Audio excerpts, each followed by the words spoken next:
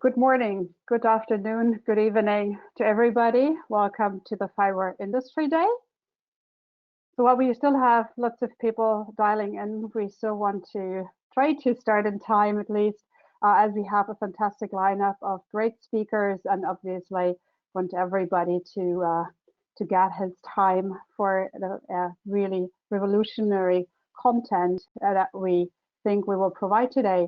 And this is also relating to the title of today's FIWARE Day, Industry Day, which is the open source revolution for a smarter industry 4.0. This online event makes part of a series that we have recently established. We are at edition 13, covering many different domains, and today it's all about industry. My name is Christina Brandstetter. I'm the CMO of FIWARE Foundation, and I have the pleasure today to open this event with you and a fabulous speakers lineup. As well, we will hear each other back again at the end of this event with a really nice wrap up also together with our CEO, Ulrich Ahle. Meanwhile, myself, but also a fantastic team behind me, behind the scenes, will be making today's event a great experience for you. Also following up with questions that you may have. So we really want to encourage you to place any questions you have in the chat. We will respond to them as quick as we can. But you have, of course, also the chance to ask questions directly to our speakers, as this is a live event. And as it is a live event, as that, you also agree to be registered while you're staying with us in this event, as we want to make it available also on demand afterwards. As we have participants from all over the world, we try to accommodate as many time zones as possible. However, as you know, it's not always so easy. So this is why we make this event today available on demand, but also ask for your understanding that we will not provide slides. But you can see from tomorrow straight away this event again on our FIWARE YouTube channel. So said that, a very, very welcome to FIWARE's Industry Day. And just a few opening marks on the topic of today. So Industry 4.0 is at the center of economic transformation, and myself comes actually from roughly 20 years in the industry sector, mainly Siemens experience. And the year starting there, all the topics we have today were definitely not even imaginable in those first years. And recently we've been also hearing more and more about Industrial IoT, so the industrial Internet of Things, or as we call it, IIoT. And IIoT can add further smartness to Industry 4.0 with its use across several industries, such as manufacturing as part of Industry 4.0, logistics, oil and gas, transportation, energy utilities, mining and metal, many, many others. Many of them, by the way, also industries where FIWARE is already quite implemented with its open source and standardized platform. This is why FIWARE is actually today also showing with its great speakers more insight, giving more insight into what benefits can be realized based on open data solutions, open solutions in general, looking at standardized APIs and common smart data models. Just like the Internet of Things in general, IoT covers many use cases, industries, and applications, and is more and more based on open source technology like FIWARE. And what our target for today is that we will not only look at one specific technology, but give you also the big picture, the trends, the what's really going on in this what we call a revolution with a smart industry 4.0. And for this reason, we will start shortly, or actually right now, with our moderator, Richard Stevens. Richard is the consulting director at IDC for EU, European Government Consulting. And he will not be our great moderator guiding us today through the next hours, but also himself is an absolutely thought leader in that field. And this is why I will hand over to you, Richard, now with some opening remarks and introducing us to the topic of get to know the state of play in the worldwide market on adopting OS commercial platforms in the industry sector. Richard, the stage is yours. Thank you. Thank you very much, Christina. Hello, everyone, and thanks for coming to the session today. I'm really honored to have the possibility to introduce such important speakers and be a part of the discussion around FIWARE and open source implementations of industrial platforms. What I'm going to do today is I'm just going to go through a little bit of what IDC sees as the open source market and opportunities for open source software and platform development. So what I'm going to focus on is trying to figure out how to make my slides go forward. Okay. The development over the years of open source software, how it has actually become more mature and mainstream, and how certain communities like developers can be particularly supported. Finally, I'm going to talk a little bit about the opportunities for organizations like FIWARE to getting involved, and the business model behind supporting open source software. So on the slide, there's a little icon. If older guys like me might recognize this one down in the right-hand corner, you can think about that, and we can make a reference to it later. A couple of years ago, I invited the gentleman on the left, who is Richard Stallman, to speak in front of our regional governor and the IT directors of 5 northern Italian regions about the advent of open source and what it would mean for application development and the platforms that we had in the public administration. This guy showed up. He's actually a really interesting person. Many of you probably know him. He was an MIT professor and was the lead developer of the new project. He showed up in sandals, and thereafter, in front of a group of IT directors from various regions, took off his sandals and put his bare feet up on the table. But this is the way open source software started once upon a time. So we had things like New and Firefox which was the one I showed you in the last slide. That was the original Firefox logo. But open source software has moved out of kind of like this niche just for operating systems into some and network browsing into. That's not going forward, my slides.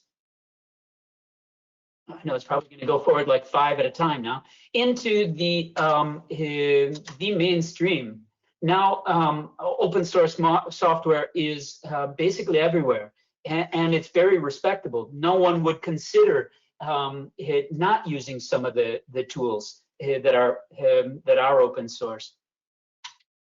They're being used for infrastructures, for operating all very critical, mission critical infrastructure, operating systems, obviously, management, virtualization, containerization, and they're used in deployment environments. So for databases, middleware, messaging, handling, AI, machine learning, app serving. Of course, now the biggest trend, and it's actually been there since the beginning, are for developers. Tools like Eclipse were around when I was a software developer in the late 90s, and basically it's becoming more and more important. It's embedded in all kinds of equipment and all kinds of things, as we know. And then best of all, and I never really understood this, they say it's free, like free beer, but maybe that means something to other people, but free beer is good. There are a lot of obviously really well-known open source applications that you are all using in your applications. We'll hear a lot of people speaking about some of these components, from everything from data management, IoTs, application server software, operating systems, VMs, cloud stack, what have you. FIWARE is an important part of this, picture. And so in things like context management, we have Orion, Scorpio, Stelio. In the interfaces areas, we have IoT agent, context processing, visualization. We have like Wire Cloud and knowledge in the data and API management area. We have things like KeyRock, Wilma, Autosource. So this is now open source is everywhere. It's in all the different domains of our software stack. What's actually happening though in terms of open source and who's using it where? When we go and talk to companies that do have at least one element of open source software, and basically it's hard to find companies that don't have that now. What we find is that they have plans. First of all, there's strong use of open source. So you can see the lighter blue is where people are already using open source applications in their software stack, and the darker blue is where they expect to use software. This, unfortunately, we haven't redone this this survey this year because of the COVID situation. But what we do find, and I highlighted a couple of those areas that are particularly important for FIWARE and application development for industrial platforms. So that the deployment platforms, the development tools, the API management, message queuing, and the infrastructure software, you'll notice that the dark blue line goes significantly further than what people are already using right now. So we're talking about a 4 or 5% increase in that market, and in general a 30% increase in the use for organizations that across the board. What it means is that open source is diluting the proprietary software market, and that essentially every area of the software stack is affected by open source. And the development community, guys like many of you on this call today, are particularly expected to grow and have the benefits of open source.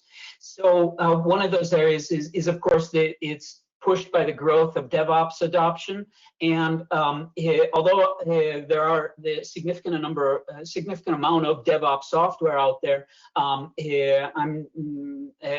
that's not exactly what I'm talking about. I'm talking about the people that are using DevOps. They tend to preponderantly use open source software components when they build, and the type of things that FIWARE can really make an impact and be. What you see is that very few of them say that they have no intention to adopt DevOps, or that they're assessing it. Most people are actually adopting it, planning to adopt it, or already did, right? So that's really important, and the planning to do so, being over 30% of people, means that this is really a market where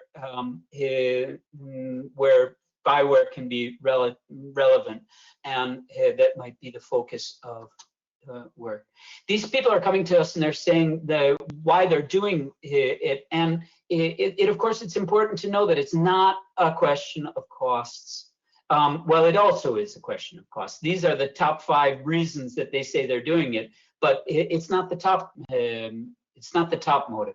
People are doing it basically because they say that it's easy to use to develop code and microservice, and they can have a faster path towards their digital innovation plans by adopting already up and running tools. And of course, the third one is that developers and operational people that are building the platforms find significant advantage to doing this. The real interesting thing here is that anyone who's been involved with open source knows that it's not really free at all, especially if you're a big organization like a factory that has a large IT deployments. Because of the fact that first of all, you need to train your IT staff, you need to consider the deployment costs, how much it's going to cost to support it, what the life cycle of that might be, how much fixes, patches, securities might come in cost, and how much decommissioning the software you already has is involved in there. So what I'm actually going to do is say that there are a number of already up and running examples of this, and what we can see that companies that do have this type of model are actually in it and making quite a big impact and having commercial success. I want to point to you, first, if you can imagine a world without the open source community, and then if you do have if you are interested in this type of in these types of studies, I can point you to, first of all, two studies that we've done for the European Commission, and these slides will be available and you can look at this. One is the ATI, the Advanced Technology for Industry platform, and the other is the study on the impact of open source software. Of course, IDC, we have a large library of specific research that you can come and see. But what I'd like to do now is quickly move forward with the other speakers in the program that'll give us a little bit more information.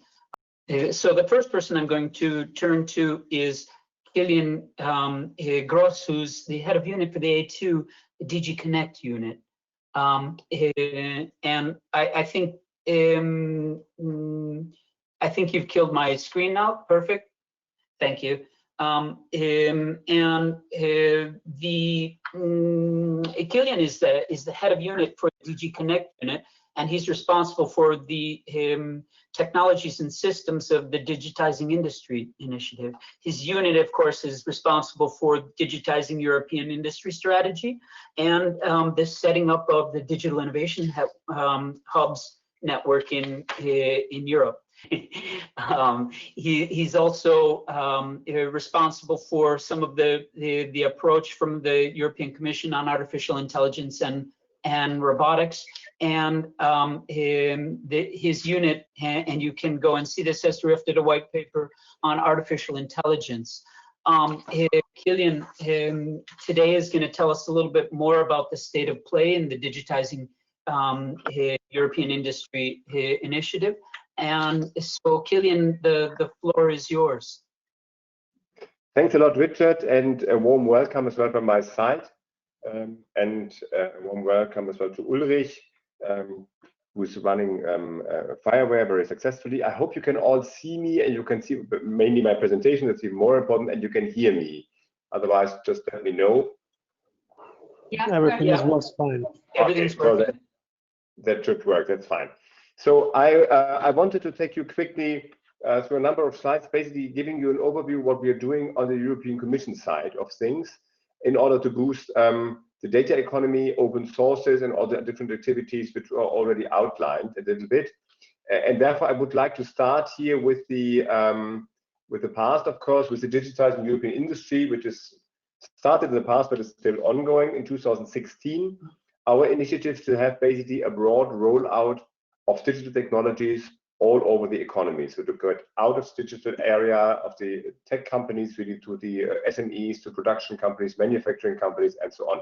We had mainly 4 pillars. We wanted to develop hubs in all regions. We wanted to develop further public-private partnerships. We wanted to adapt our regulatory framework, and we wanted to upskill and reskill Europeans, and we wanted overall to create a platform of platform where we would then coordinate on the European level. The idea was that we would trigger 50 billion of private-public investments overall, which we achieved. We would really focus on SMEs, and we would develop the internal single market further.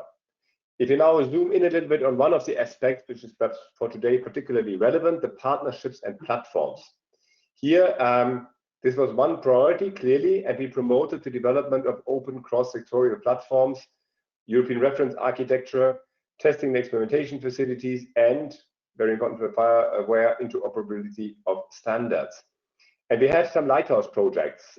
We have developed the joint undertaking on Excel, the standard validation, or large-scale test beds. These digital platforms, which I just mentioned, have basically 3 purposes in our view. They act as network marketplace for the community. They provide technology as an infrastructure provider, and they should provide data or access to data. So these are the 3 different basically central use cases or usages of these industrial platforms, and we see examples for all of them that you see at the lower end of my slide. You see for the marketplace, you have we have, just as an example, we don't want to do advertising here, but we have here SAP Ariba as a network and marketplace for the community. Or as an operating system, we took here as an example MindSphere, or for data, we have here middleware and others. FIWARE provides components for this platform building, and is an essential part for this because you provide this open source software, which is essential to build up these data platforms, which can then operate. When our new president, Ms. Ursula von der Leyen, started her office, she made digital one of the 2 headline targets. You may remember we have 2 overarching targets now for the European Union. One is the Green Deal, so to keep the planet below 1.5 degrees in the century. Increase of temperature, and the second one is the digital age. So we want to make Europe fit for the digital age, or the next decade, that's how she put it now in her State of the Union speech, should be a digital decade. So we are, and we think it's quite rightly so, digital is now one of the 2 core topics of this commission, and that should help to boost up things and to come to a new level to bring Europe up to speed on the digital development. This is not just empty words, but we will have a number of support programs now for digital. There's an echo. And you see here, we have on the right-hand side, we have again digital in Horizon Europe. Horizon Europe is a successor of Horizon 2020. There we will have 9 to 14 billion, we will still see, but we have still, we have digital under global challenges, the industry clusters, we have digital in other clusters. FIAT Open will now be in the European Innovation Council, and research infra in open science. So that will continue. We will still have, notwithstanding some cuts, which we regret, Horizon Europe will be the biggest research program in the world. We have for the very first time, we have Digital Europe, which is a new program because it's a capacity building program. And that should help to cover the gap between research and real uptake on the market. And there we have now 7.6 billion available. This should be used for high performance computing, for artificial intelligence, cybersecurity, skilling, and digital transformation and interoperability. Then we have the Connecting Europe facility, which existed before, but is now bigger and has more digital in it. That we have basically the broadband for you and 5G from the digital side. And then we have other programs, InvestEU, which is as well known, the formerly known Juncker program. So the idea that via the EIB and other financial institutes, national promotional banks, we will help from Europe to leverage investment and bring investment into promising industries. Of course, this is part of the next multi-annual financial framework, and you have certainly followed the press, we still lack the agreement of 2 member states for this. we're very close, but we need as well an agreement very quickly, because at the end of this year, the current MFF will expire, and we would, of course, very much appreciate to have a new MFF before the end of this year.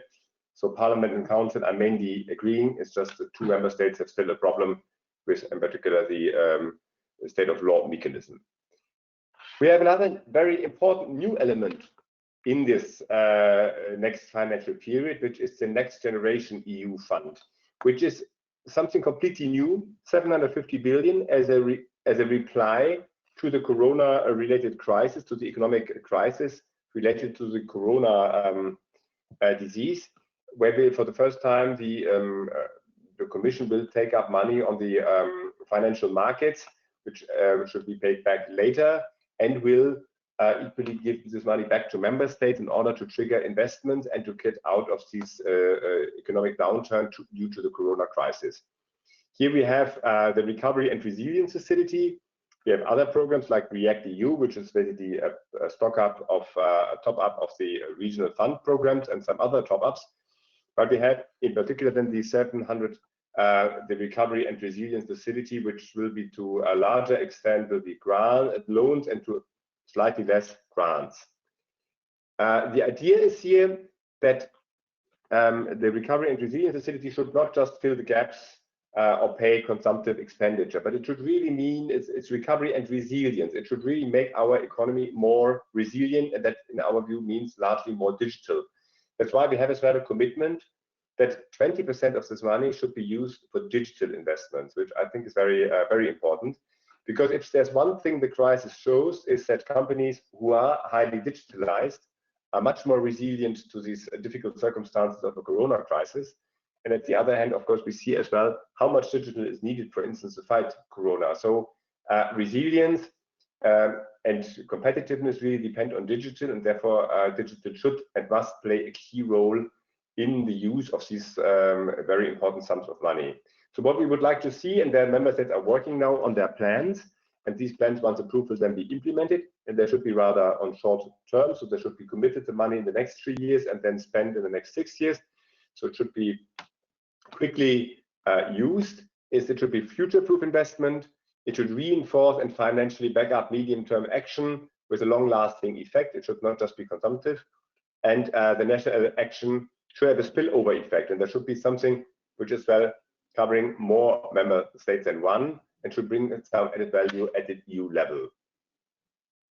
We will look as well very carefully at data, and here, of course, we would like to see data sharing, independent data sharing platforms, national open research portals, public sector code repositories, and we work on the European level as well on high-value data sets and data spaces. This is one part of the work of the Digital Europe program, which I already mentioned, this capacity building program which we have set up. Our Commissioner for Digital, Thierry Breton, has clearly stated that he wants that our business and SMEs have access to high-quality data sets and create value for Europeans, including by developing artificial intelligence applications. He really sees one of the focus of his work on the data economy, because he believes that the data economy is really the next big thing, and that Europe, in particular on industrial data, needs to step up a gear now, because there is a big opportunity. There are some personal data, probably other continents are more advanced on digital data. We still are in the race, and this is essential for us because Europe has a traditional strength in industry.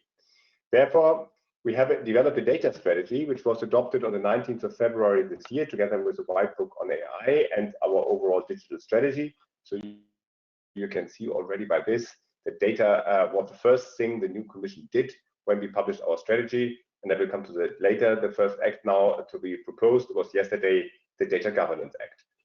Here you have 4 pillars. We want to have a cross-sectorial governance framework for the data access and use. We started to build on this yesterday. I will come to this later. We will have investments, which I call here enablers, between 4 and 6 billion.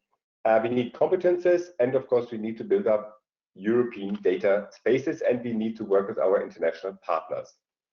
If we now look at the first part on the cross-sectorial governance framework for data access and use, so the regulatory side of things, here we come to the Data Governance Act, which we have presented the proposal yesterday All the material is on the web. It's very interesting. I think for all those dealing with data, it's a good read. We prepare, I think we have some very interesting proposals here, which we make. We suggest in particular a mechanism for data altruism. We suggest independent and neutral data intermediaries, which could then manage these data spaces and should have not own interest in these data spaces. And we have some new ideas how to deal with public data in order to make better use of them. We will have a European coordination level with a European Data Innovation Board, which will provide some coordination. And we will have member states, of course. This has to go hand in hand on the use of data. And all this should help to define clear rules and standards how to share data in a secure and safe environment. And by doing so, providing the necessary incentive for companies really to start sharing these data and to make use of these data, because the data, of course, become more valuable the more they are used and the more they are combined with others.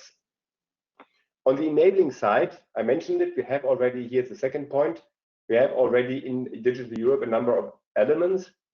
This is a reference to what I said before, what Digital Europe is about. Here you have the high performance computing and so on. But we have as well here the data spaces. So we have data for you, the common European data spaces. We have money for cloud platforms and infrastructure. Very important, the testing and experimentation facilities for AI, in particular for agriculture, health, mobility, manufacturing, and AI HW. And then we have the scale up of the European AI platform to access tested AI technologies. So we have as well here a good part of Digital Europe will be used in order to support the uptake of the data economy. I mentioned before, the data strategy was adopted together with the white paper on AI. This was the overview of the 19th of February. And the white paper on AI had mainly two elements. It had these elements, a network, a cluster of excellence and a cluster of trust, an ecosystem of trust, as we called it. And these are the two pillars of our AI strategy, which is, of course, very related to data, because AI without data doesn't function. And, of course, AI can make data much more valuable. On the side of the excellence, we have developed a number of actions. Here, the coordination with member states, with national AI strategies, the development of excellence and testing centers, leading universities, innovation hubs, which would now be called European Digital Innovation Hubs, new private-public partnerships in AI, and Adopt AI program for the public sector. So we have a number of things, a scale up in the Invest EU program, where we think this could help in order to boost the uptake of AI and as well then to benefit the data economy. On the regulatory side of things, we will come out with a proposal for regulation first quarter of next year. Here we will have a risk-based approach, which should be proportionate because we don't want to hinder innovation. We will try to identify high-risk systems and then foresee and only foresee for mandatory requirements for those systems which are identified as high risk. There should be an ex-ante conformity assessment, which should normally be integrated in the normal assessment whenever a product is entering our market.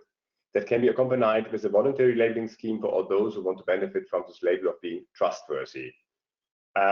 We believe that this is useful because it prevents member states from taking up action. So it prevents us from fragmenting the market by national rules, and it could create trust. And by this trust, the uptake of AI, in particular in critical functions, could be facilitated. The requirements for the ex-ante conformity assessment will be on training data, on data and record keeping, on information to be provided, on robustness, and on human oversight. Last but not least, we have in the data strategy, I mentioned it, we have this idea of the common European data spaces, which should be the result of a lot of these efforts. And here you see the data spaces which we have identified on health, on industrial and manufacturing, on agriculture, on finance, on mobility, on the Green Deal, energy, public administration, and skills. These should be areas where data should be pooled and exchanged with a varying degree of accessibility. Here, a free flow of data should be organized across sectors and countries. Of course, the GDPR, the General Data Protection Regulation, needs to be respected. And of course, there will be a horizontal framework for data governance. I mentioned that. And data access, that's something to come next year, a legal act to prescribe in more detail the access rights to data, the use rights to data. We work on technical tools for data pooling and sharing, and on the standards, on sectorial data governance, and on the necessary IT capacity. If you zoom in a little bit more on what is perhaps for you the most important data space, the manufacturing data space, here the starting point is really that we try to have some webinars, we try to have some workshops with stakeholders to see a bit what is the industry, the manufacturing sector really thinking. And the preferences we got in these webinars were very clear. There is a focus on data sharing than rather on reuse. The two sectors which are perhaps most promising are maintenance data and supply chain data. On the implementation, the stakeholders prefer distribution and centralized in a non-profit actor established by industry. So these were the options we discussed. The deployment should be based on common software components with open specifications. And here you find some examples. I don't want to read out all this. And this should be, in the end, where we will base all this on expanding existing embryonic data spaces. So we don't want to create a revolution, but we will look at what exists. That was the outcome, I think, particularly of the last webinar. The most promising way forward would really to look at where do we have embryonic data spaces, which we can, with some further effort, really bring to a different scale and make even more useful than they are perhaps already now. This is what I wanted to say today. This just comes, I think I'm already at the end of my time, but I wanted to give you a brief overview. I hope this was not too much, and I'm very happy and I'm very grateful for your attention.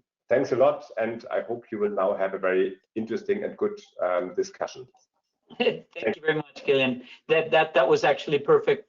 There will be time for questions in a little bit. You can write your questions in the chat box for Kilian and also for the other speakers. And we'll have a couple of minutes at the end of the first round to deal with the questions. Really looking forward to the new framework program, and in particular seeing how these data spaces are going to pan out, and I'm sure there'll be some interesting questions about that. Thank you again, Kilian. I am going to move forward immediately with Professor Seiko Shirasaka, and Seiko actually has studied astronautics in the University of Tokyo before moving on to a doctoral degree in systems engineering. He does work for Mitsubishi and has been a space engineer. Space systems engineer for the last 15 years. And he also is a professor at the Graduate School of System Designs and Management at Keio University.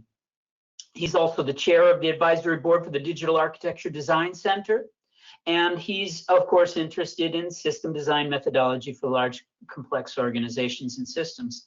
So today he's going to tell us a little bit about cities, and more complex than cities. I don't think there are many examples, and the smart city architecture and why they are focusing on that. So Seiko, if you can share your screen, the floor is yours. Yes, I already shared. Can you see my share screen? Yep, perfect. Okay. Thank you very much for the introduction. So my name is Seiko Shirasaka from Keio University, Japan. So I'm now teaching the systems engineering in the Keio University. However, before I start teaching at the Keio University, I worked for the Mitsubishi Electric Corporation as a space systems engineer for 15 years. So during that time, I worked for the EADS Astrium. Currently it's called Airbus for about 2 years as exchange engineers in Germany. Okay, so today I'd like to introduce our Japanese activity related to architecture, and I'd like to introduce why we are focusing on the architecture. Okay, so before the detail to talk about that, so I'd like to introduce a Japanese government concept, Society 5.0. Maybe some of you, I hope, know this idea, but maybe most of you don't know that. So it's of course related to the Industry 4.0. So it's starting from the Society 1.0. It was a okay, hunting age. So it is a society 1.0, and society 2.0 is agriculture age, and 3.0 is industry age, and 4.0 is information. And the next society, so Japanese government mentioned, is society 5.0. The concept of the society 5.0 is it's a human-centered society, of course, and the economic development and the resolution of the social issues go hand in hand through a system that highly integrated between the cyberspace and physical space. So point is highly integrated. Okay, of course we had the cyberspace and the physical space during the society 4.0 now, of course. But the most of the case now between cyber and physical space, we have the human, like this way. Okay, we have the physical things, human input the information, data to the cyberspace. And after processing in the cyberspace, human sees that information and interact to the with the physical space. However, next step, 35.0, we don't need human in between cyberspace and physical space. So sensor directly input the state of the physical space to the cyberspace. And cyberspace, we have the like AI process the data, do something, and interact with the physical space using robotics or the drones, such kind of things automatically. We don't need a human in between cyber and physical space. That means it is highly integrated things in between the physical and cyber automatically executed. And we have the AI in the cyber area, cyberspace. That means it can be updated automatically. So we don't have to do anything to update the cyber area. So this is one idea of the highly integrated. And also, of course, we have the several industry domain in the physical area. And okay, one area highly integrated between cyber and physical. Another area, of course, also highly integrated. But of course, cyber area, cyber is already connected. That means separated physical domain is finally connected through the cyberspace. So separated system will be integrated into the one. It is so-called system of systems. I will explain the detail of the system of systems later. However, Society 5.0 is a system of systems. This is a very key point of our idea. Okay, before I talk about the detail of the system of system or the statistical thing, so I'd like to introduce a short definition, starting from the definition of this system architecture. So, of course, most of you know what is the architecture things, but however, so I'd like to introduce. So, the definition is a system architecture is fundamental conceptual properties of a system in its environment, embodied in its element, relationships, and its principles of its design and evolution. This is a definition in the ISO standard. Okay, let me show a very, very short, too simple a little bit, but it's simple example of the architecture. Okay, if we think city as a system, of course, system has the architecture, so city should have the architecture.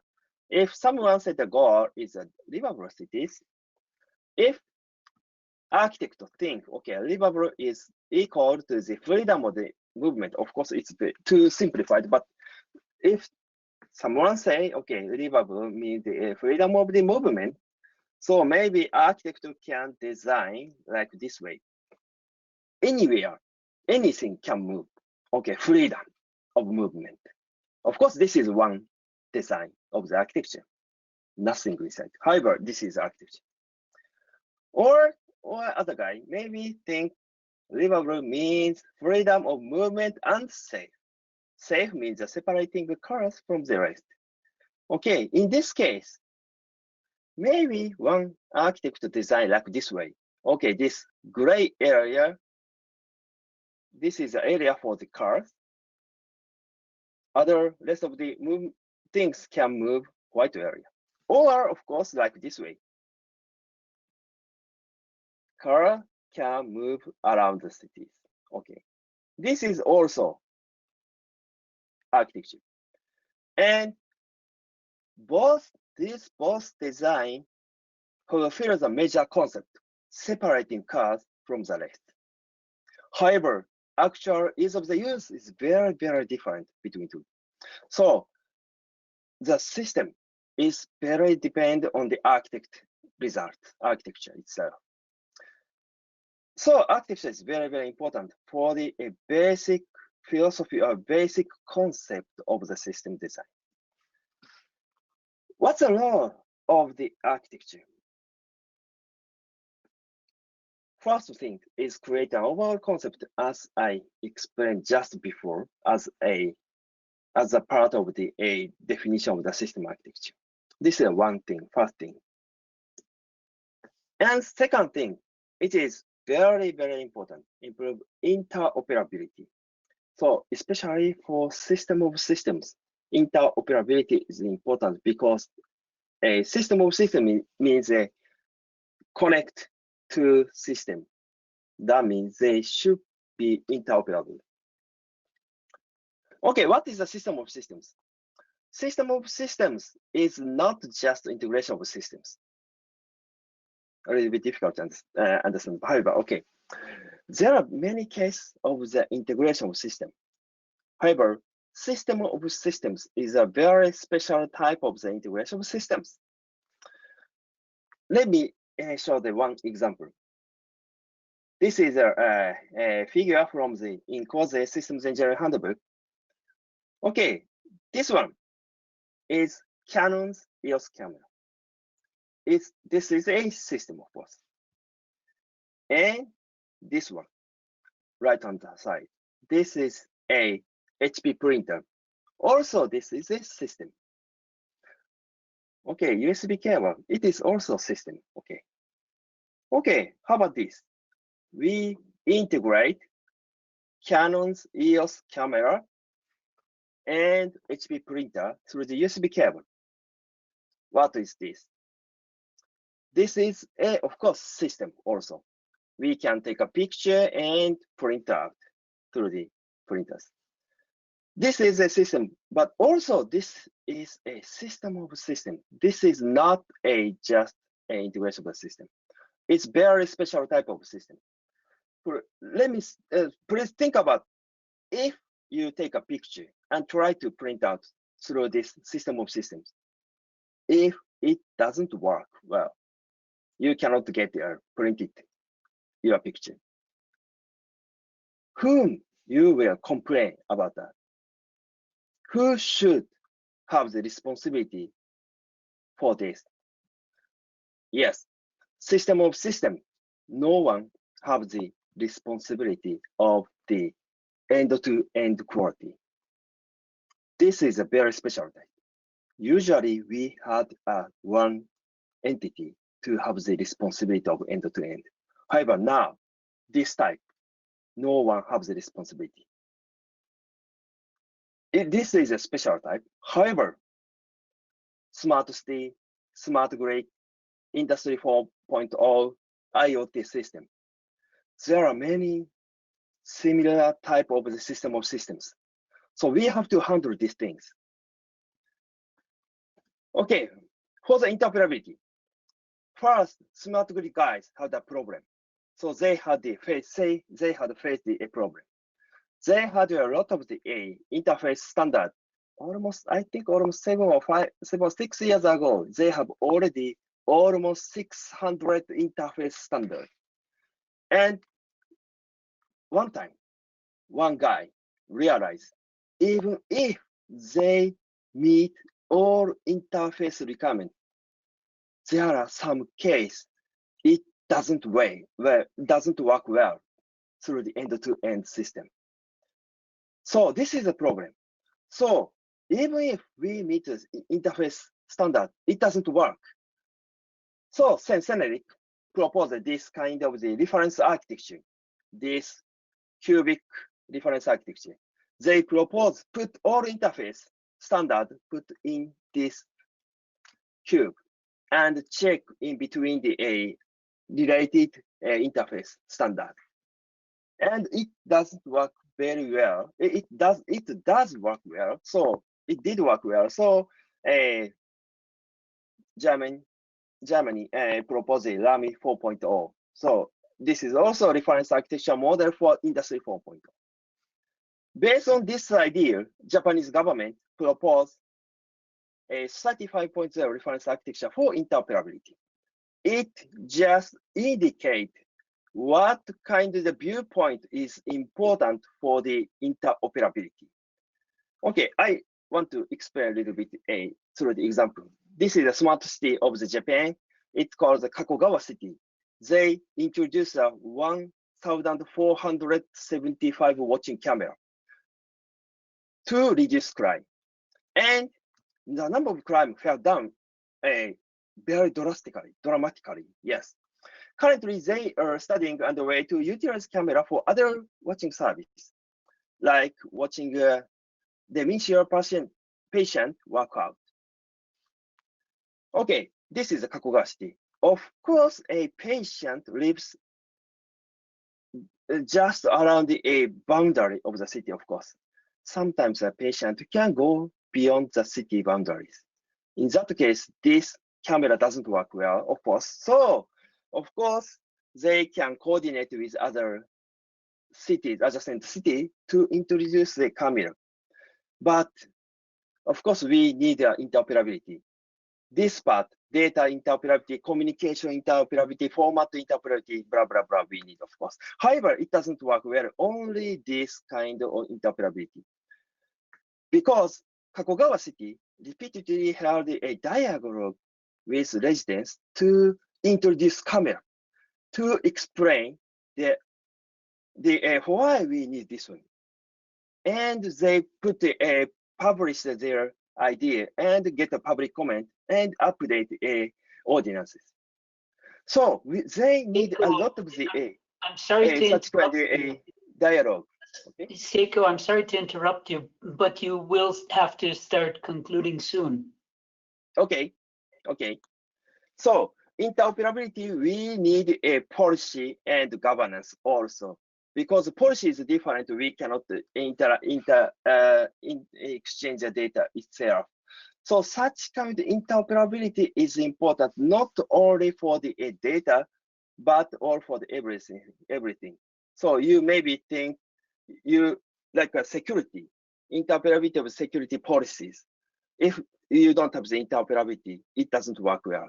So interoperability is not only for the data and the communication, it's also rules and organization, such kind of things. So this is a very important point for the interoperability of the system.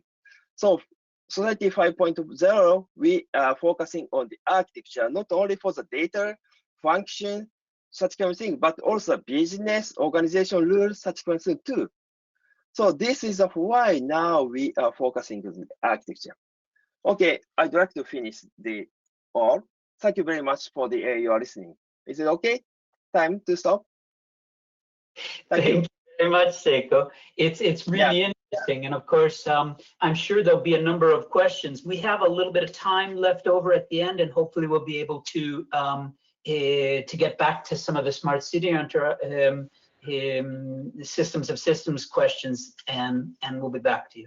But I'm going to move forward really quickly with Morena Pietraccini, who is a systems engineer and expert manager from engineering, one of our hosts in the FIWARE organization. She's over 30 years of experience in IT solutions and services for manufacturing plant.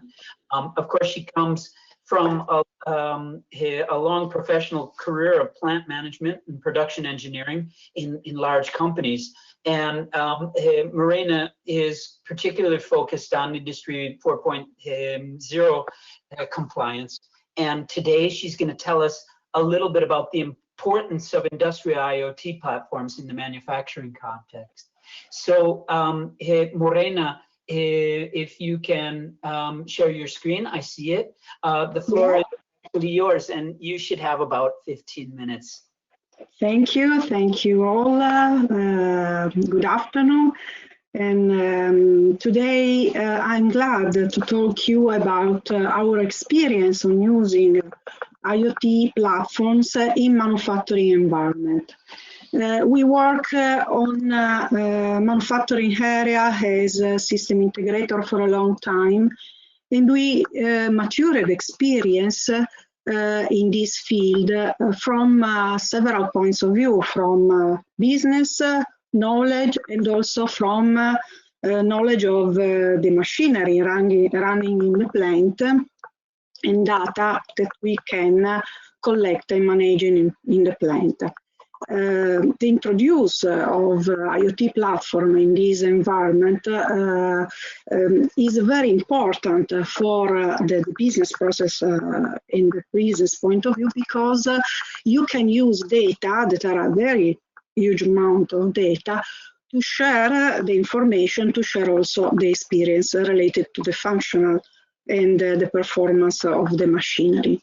As a system integrator, we approached the IoT introducing in manufacturing area in two different ways.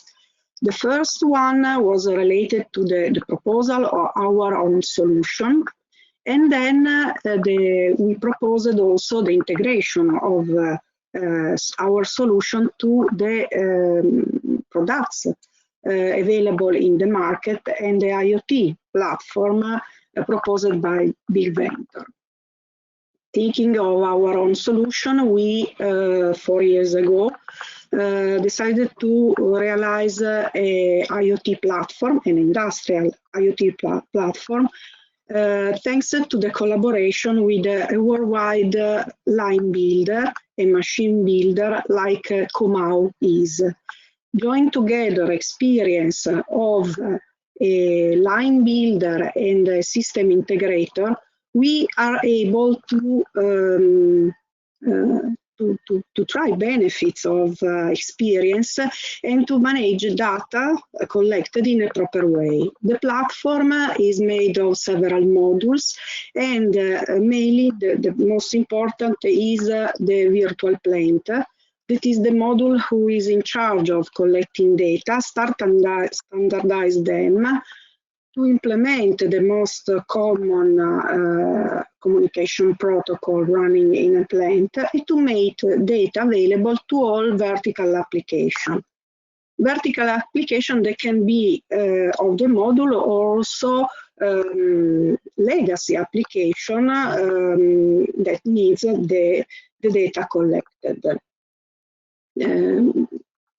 Besides the virtual plant, we also have some verticalization focused on KPI and performance analysis, and then a module that is in charge of presenting data not only in a common way like screenshot and dashboard, but also in wearable devices in order to reach the final user, the user working on the plant, in a quick and easy way.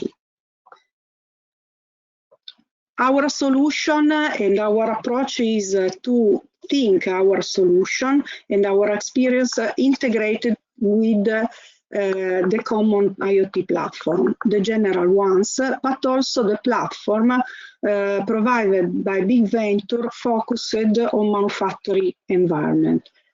One of these is surely MindSphere, that is the Siemens answer to IoT platform, and we have a long-term partnership with Siemens, we'd experienced to join our solution in that platform. A couple of years ago, the first dive mind app was born. The approach was to bring data coming from one plant to more than one plants in order to make data available for all the chain of plants that needs some information. When the data are also anonymous, we can also share the data among several brands in order to enrich the amount of data and to feed the predictive models or all the algorithm oriented to the machine learning.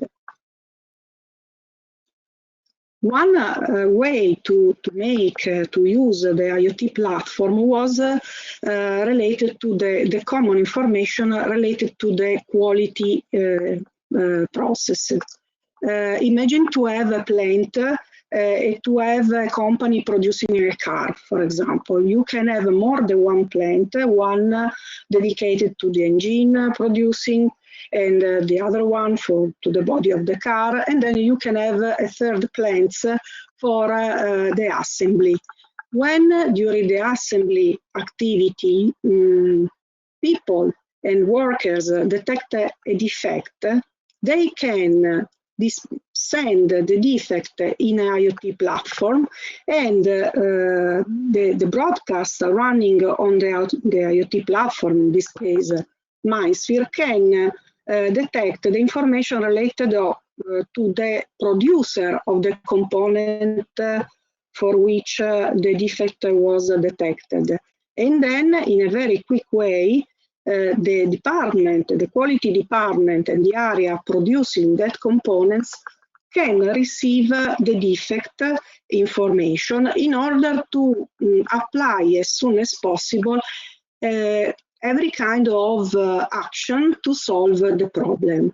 In this way, we use an IoT platform to make the information, to reach the information and the source of the problem as soon as possible.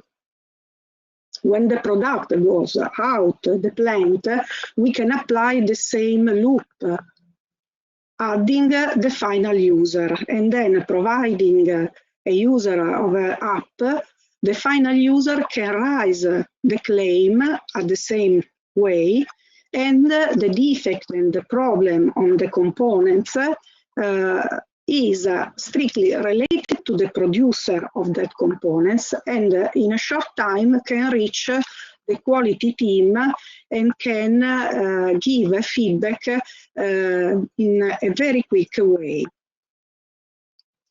which is another way, another approach on using IoT platform in manufacturing area. The use of IoT platform can be interesting for our machine builder because for OEM selling their product all over the world, is very important to perform a remote monitoring to give to the final customer or the service and the facility to make it easier the monitoring and the management of the maintenance of the machine. So from remoting, we are able to provide, using an IoT platform, all the information related to the machine. We can monitor all the assets. We can, in a quick, easy way, detect the area and the place where an asset can have some problem, but we can also provide some detailed information and provide some first anomaly detection analysis in order to anticipate the problem and to make it easier to open a maintenance activity before the problem occurs. Maintenance activity can be managed at the same way in IoT platform. Automatically, we can open a maintenance job. We can reach the maintenance staff, the people closer to the machine, and we can also provide all information needed and useful to solve the problem. But another problem that normally we can have having machinery spread all over the world is to provide skilled support in order to solve some specific problem. Using IoT platform and using new technology, as for example augmented virtual reality, we can cooperate with less skilled people working close to the machine and remotely using the knowledge of skilled people to bring to support for the problem solving. Another way in which we experienced the IoT platform in manufacturing area is a solution and the way to manage all the social distancing that is a very huge problem born at the beginning of the year when the corona became a very important problem also for manufacturing area. What we thought around the April or May of this year is to help in manufacturing area people working on the plant to reopen the area, guaranteeing the safety and the distancing. Using an IoT platform, in this case was the same dive, we propose to connect to the platform some specific IoT sensor used for basic on Bluetooth and Wi-Fi technology to detect the distance among the people working on the plant. All information are sent into the cloud, and all tracking is managed in order to help or people working on the plant to detect every kind of contact. In order to give you a more detailed information about the work, how the smart proximity works, I would like to share with you a video.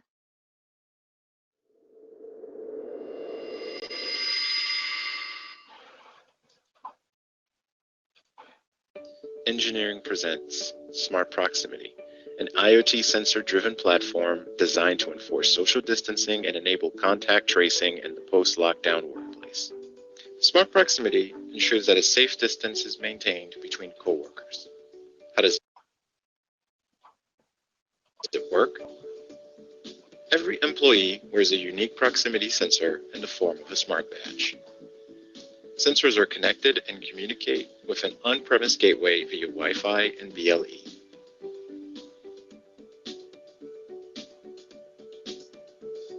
Connected sensors interact with each other by sending and receiving proximity data. If the distance between two workers falls below the safety limit, both sensors emit a sound, light, or vibration in real time.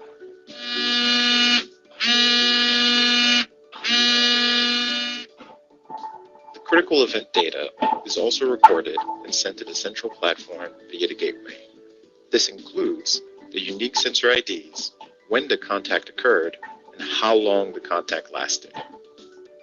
The Smart Proximity platform is accessible via a web-based interface.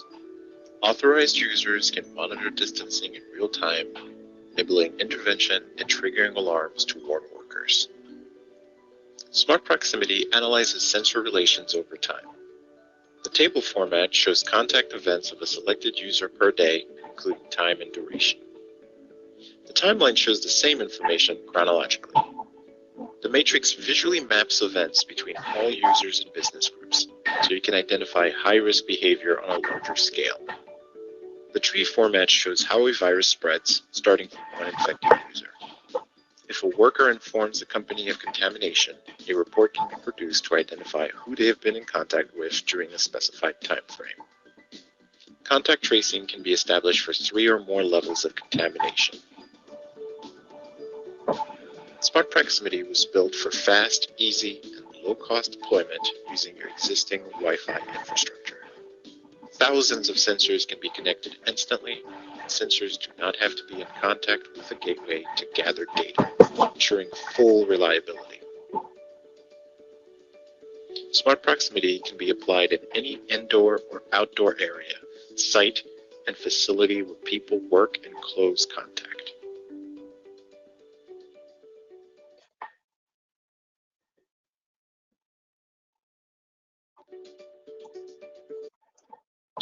Okay. The very interesting thing in this case is that IoT platform used in the same time for this kind of solution, but also for managing the area and controlling the production. So using this kind of solution of the IoT solution, you can also have a common usability of the environment. That's all from my side. Thank you for your time, and if you have any questions, you're very welcome. Excellent, Morena. Of course, we will entertain questions in the short question session afterwards. Thank you very much. I really think your work is pertinent, especially given the current situation. I'm sure that the people will have a lot of questions. And thank you once again. Thank you. We're going to move quickly forward with Pierluigi Petrali from Whirlpool. He's Operations Excellence Manager there. And he's been in Whirlpool since 1989, and he's responsible for the strategic program in Whirlpool called the Whirlpool Manufacturing 2020 program, which is based on Industry 4.0, where they're looking at topics such as the Internet of Things, technology forecasting, big data, edge computing, process engineering for the Whirlpool Group. He's on the advisory board of the Osservatorio Industria 4.0 in the Politecnico of Milano. He's in the scientific committee of the MADE Competence Center. He's in the research and development group of the American Chamber of Commerce in Italy, and the list goes on and on. He's author of a number of important scientific papers and patents, and of course has been present in a number of conferences just like this on the national and international level. So really a person who knows what he's talking about. Today we're going to hear a little bit about open source software like the FIWARE stack or Kubernetes in the European research projects that Whirlpool is involved on. So Pierluigi, the floor is yours. If you can share your... Thank you, Richard. Thank you. And good afternoon, everybody. Okay, I use with this 10 minutes, I will try to make it as short as possible, to show you the relationship that Whirlpool and FIWARE has. That could be actually described as a love story, hoping to end with the marriage. Because we started dealing with FIWARE at the very beginning. Whirlpool was participating in Fitman. That was the first project that tried, at the end, managed to bring some components from FIWARE into the industrial environment. Then, of course, we had other projects like being CPPS, FIAT Quality. We are also, all in all, are 5 European projects that we are in together, where FIWARE is more or less actor or is even a beneficiary. I would just talk about 4 of them and try to let you know what we learned from them and what are the consequences for Whirlpool overall strategy on open source. Okay, we started, as said, with Fitman. Was many years ago. Fitman was one of the first project that Whirlpool did in the horizon. Maybe it was also an FP7, this one. I can't remember very well. And we had the opportunity to, okay, first of all, had the first meeting with open source concept. Before that, Whirlpool was absolutely not aware of what open source was, at least from professional point of view. Of course, then many of the people knows about it. That was the very first time we had the chance to experiment it. And as you can see here in the architecture, we were experimenting some of the general enabler like IoT broader and big data, and also we contributed to test and validate some specific enabler that then became part of FIWARE, for example, the DICEP or the DiVisual that has been then further developed. Another experience we have very important with FIWARE, which is of course worth mentioning, is FAREDGE. FAREDGE was the very first project in which we experienced the use of blockchain in a kind of a non so natural field, because we use blockchain as an orchestrator for automation. So was a really, really interesting experience. And also here we had the chance to experiment some of the newly developed components, for example, for the ledger tire that was, in our specific case, was based on Hyperledger. Then, of course, last two examples, we had some example with BinCPPS. In BinCPPS, we used the part of FIWARE for industry, and we use in distributed way. So we use it both on the cloud and also on some portable device we developed for developing a kind of a portable laboratories to test our products, not only in the factory, but wherever we need to have them. One of those boxes is will be currently used in a demonstration stage in the competence center by Polytechnic of Milan that will be inaugurated in 20 days from now. And last experience we are currently doing is within Q4LT. Also here, a little bit different experience. We are now more interested in data model and so on, but of course, we are using some of the FIWARE elements that has been incorporated, embedded into the quality general architecture in order to bring data fusion and data analysis to a further level. So this was the experience, mainly on research, of course. What was left to us? That's actually the presence of open software within Whirlpool. Of course, we are not yet there in terms of having FIWARE components directly used in our architecture, and I will explain why. But as you can see, we are starting using, if you can accept this word, a little bit shy, with some components which are typical for open source. So we are starting making some containerization using Docker and Kubernetes.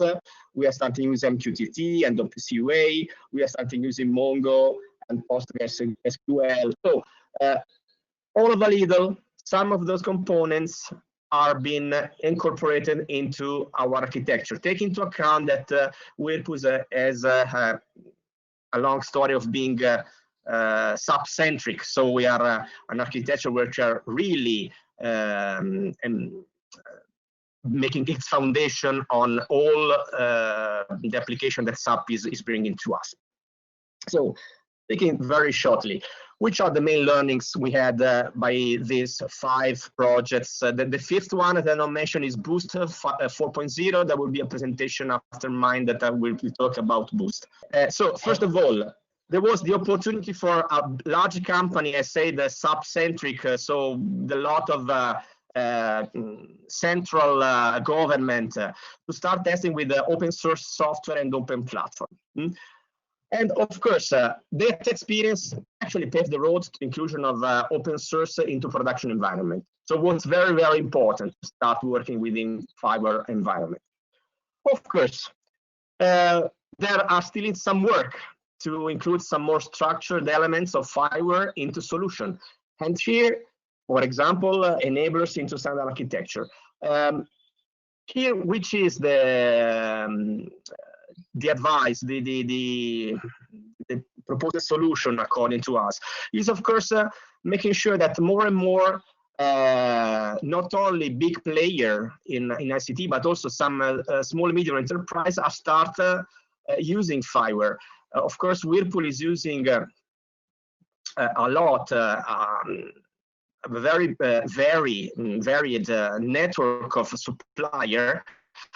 And I have to tell, Whirlpool has very, very little capabilities in own development. So we rely on outsourcing at probably 95% of all the things that we are developing. So it's, in my opinion, it's very important that this kind of activity of bringing FIWARE to the small medium enterprise that are able then to embed enablers and overall architecture into the solution is key for letting FIWARE use also in large companies, especially like Whirlpool that doesn't have for a choice a capability, internal capability of development. With that, I finish open for question in case. I was trying to be very short, hoping to save some time. Thank you very much, Pierluigi. Actually, we're very interesting, and we do have just a couple minutes left for questions, thanks to the fact that you were kind of a little shorter than you have expected to be. We have a couple of questions already from the audience. So I guess I'll ask the first one to you, Morena. The application that you were showing to us about the social distancing, Yes. it is really quite pertinent. Are you developing this because you have an implementation of this, and what might that be about? Sorry, can you repeat the question because I didn't catch? Sorry. Okay, no, I was just one of the people in the audience picked up on the social distancing application that you're developing, yeah, and you passed the video out, and we were wondering if you have some implementations of this. Are you already implementing this in the field? Yeah. We have proposed the solution in several areas.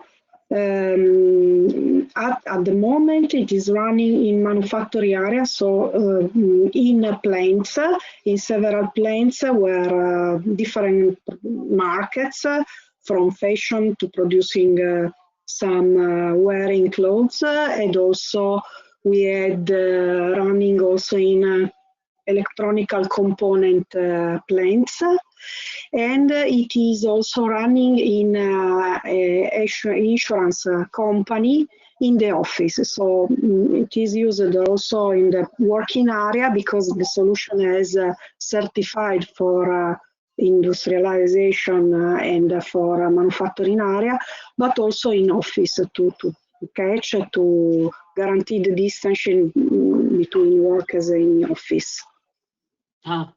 Congratulations! It's so important and so timely. Thank you. It is probably greatly appreciated in the community, especially in the manufacturing community, where people need to continue to work and feed their families. Yeah. It's very important. Great. Thanks. Going to a question for Pierluigi. So, are you actually in your implementations? Richard, sorry, it's Tonia. So we have another question more for Morena. Another question for Morena. Yes. Another one. BLE and Wi-Fi are communications technologies. How do you measure proximity between badge users? The distance is measured thanks to Bluetooth technology. So we can, it is a software running of the sensor, and it measures the Bluetooth, thanks to the Bluetooth. Why the Wi-Fi connection is used to send information and the contact. Okay. You guys should redo the Immune app in Italy. We seem to not be doing very well on that. Needs someone like that.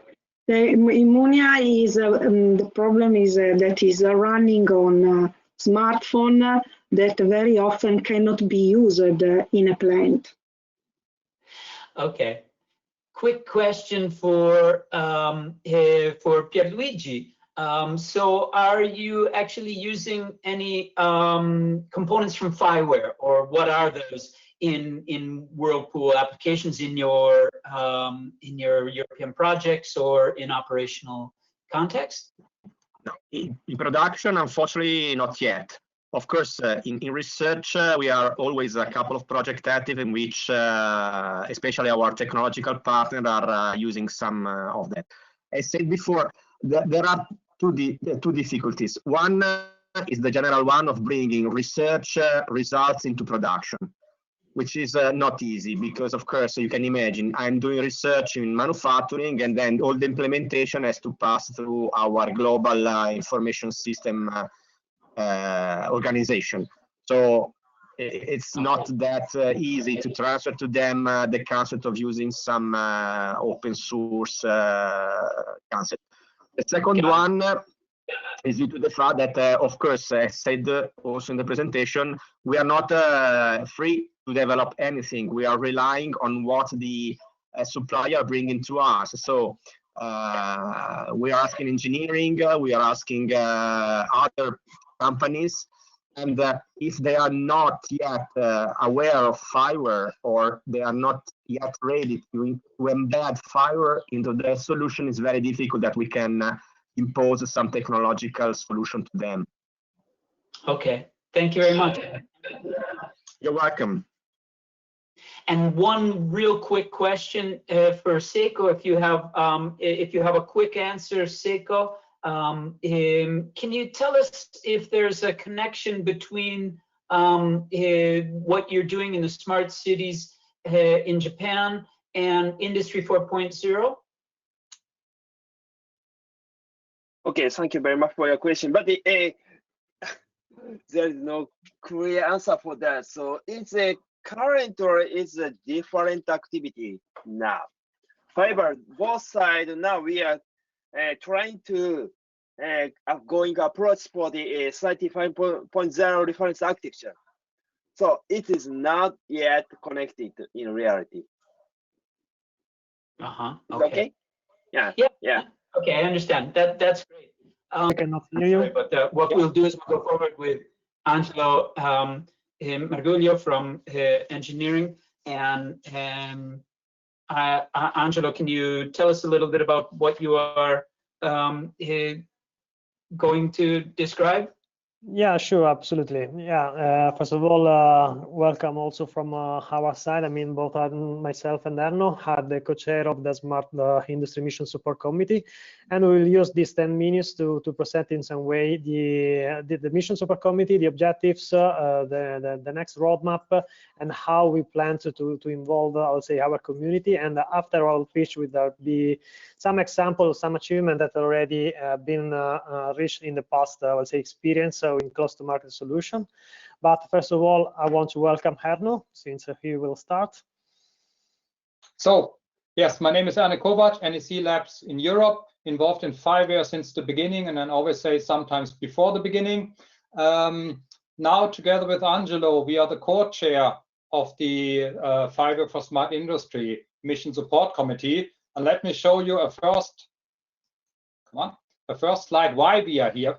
In general, the organization of FIWARE is that you have the official FIWARE gremia, like the board of director and the technical steering committees and general assembly. But they have one instrument which is called the mission support committees, and that are handling topics of specific areas. And we are here in the smart industry day of FIWARE, and of course the Smart Industry Mission Support Committee is somehow supporting the FIWARE Foundation on organizing this day and organizing in general the topic of the smart industry. So this picture shows that we have the official mission from the board, and what we are doing is basically help in organizing the events, but we're also helping in formulating the value proposition of FIWARE in smart industry. And we are taking all the inputs which we have heard, and already today we heard a lot of interesting input, what smart industry in the future needs to handle. For example, this aspect of system, that you need to design them in different forms, that might be reflected in the smart industry architecture from FIWARE side very soon, once we better understand that. And the Mission Support Committee is organizing this architecture evolution. Then we help in defining roadmaps, international collaborations, and smart industry community here. And to go into each of them a bit more detailed, the value proposition which we see from FIWARE towards the smart industry domain is basically FIWARE is providing a curated open source system with an ecosystem of harmonized components. So we are picking components, but we are making sure that they are harmonized and working extremely well together. We are linking standards because the different areas, smart city and smart industry, they have some different standards here. So we need to make sure that we can link them together so that we have a consistent system to work on. Again, this curated OSS is important here.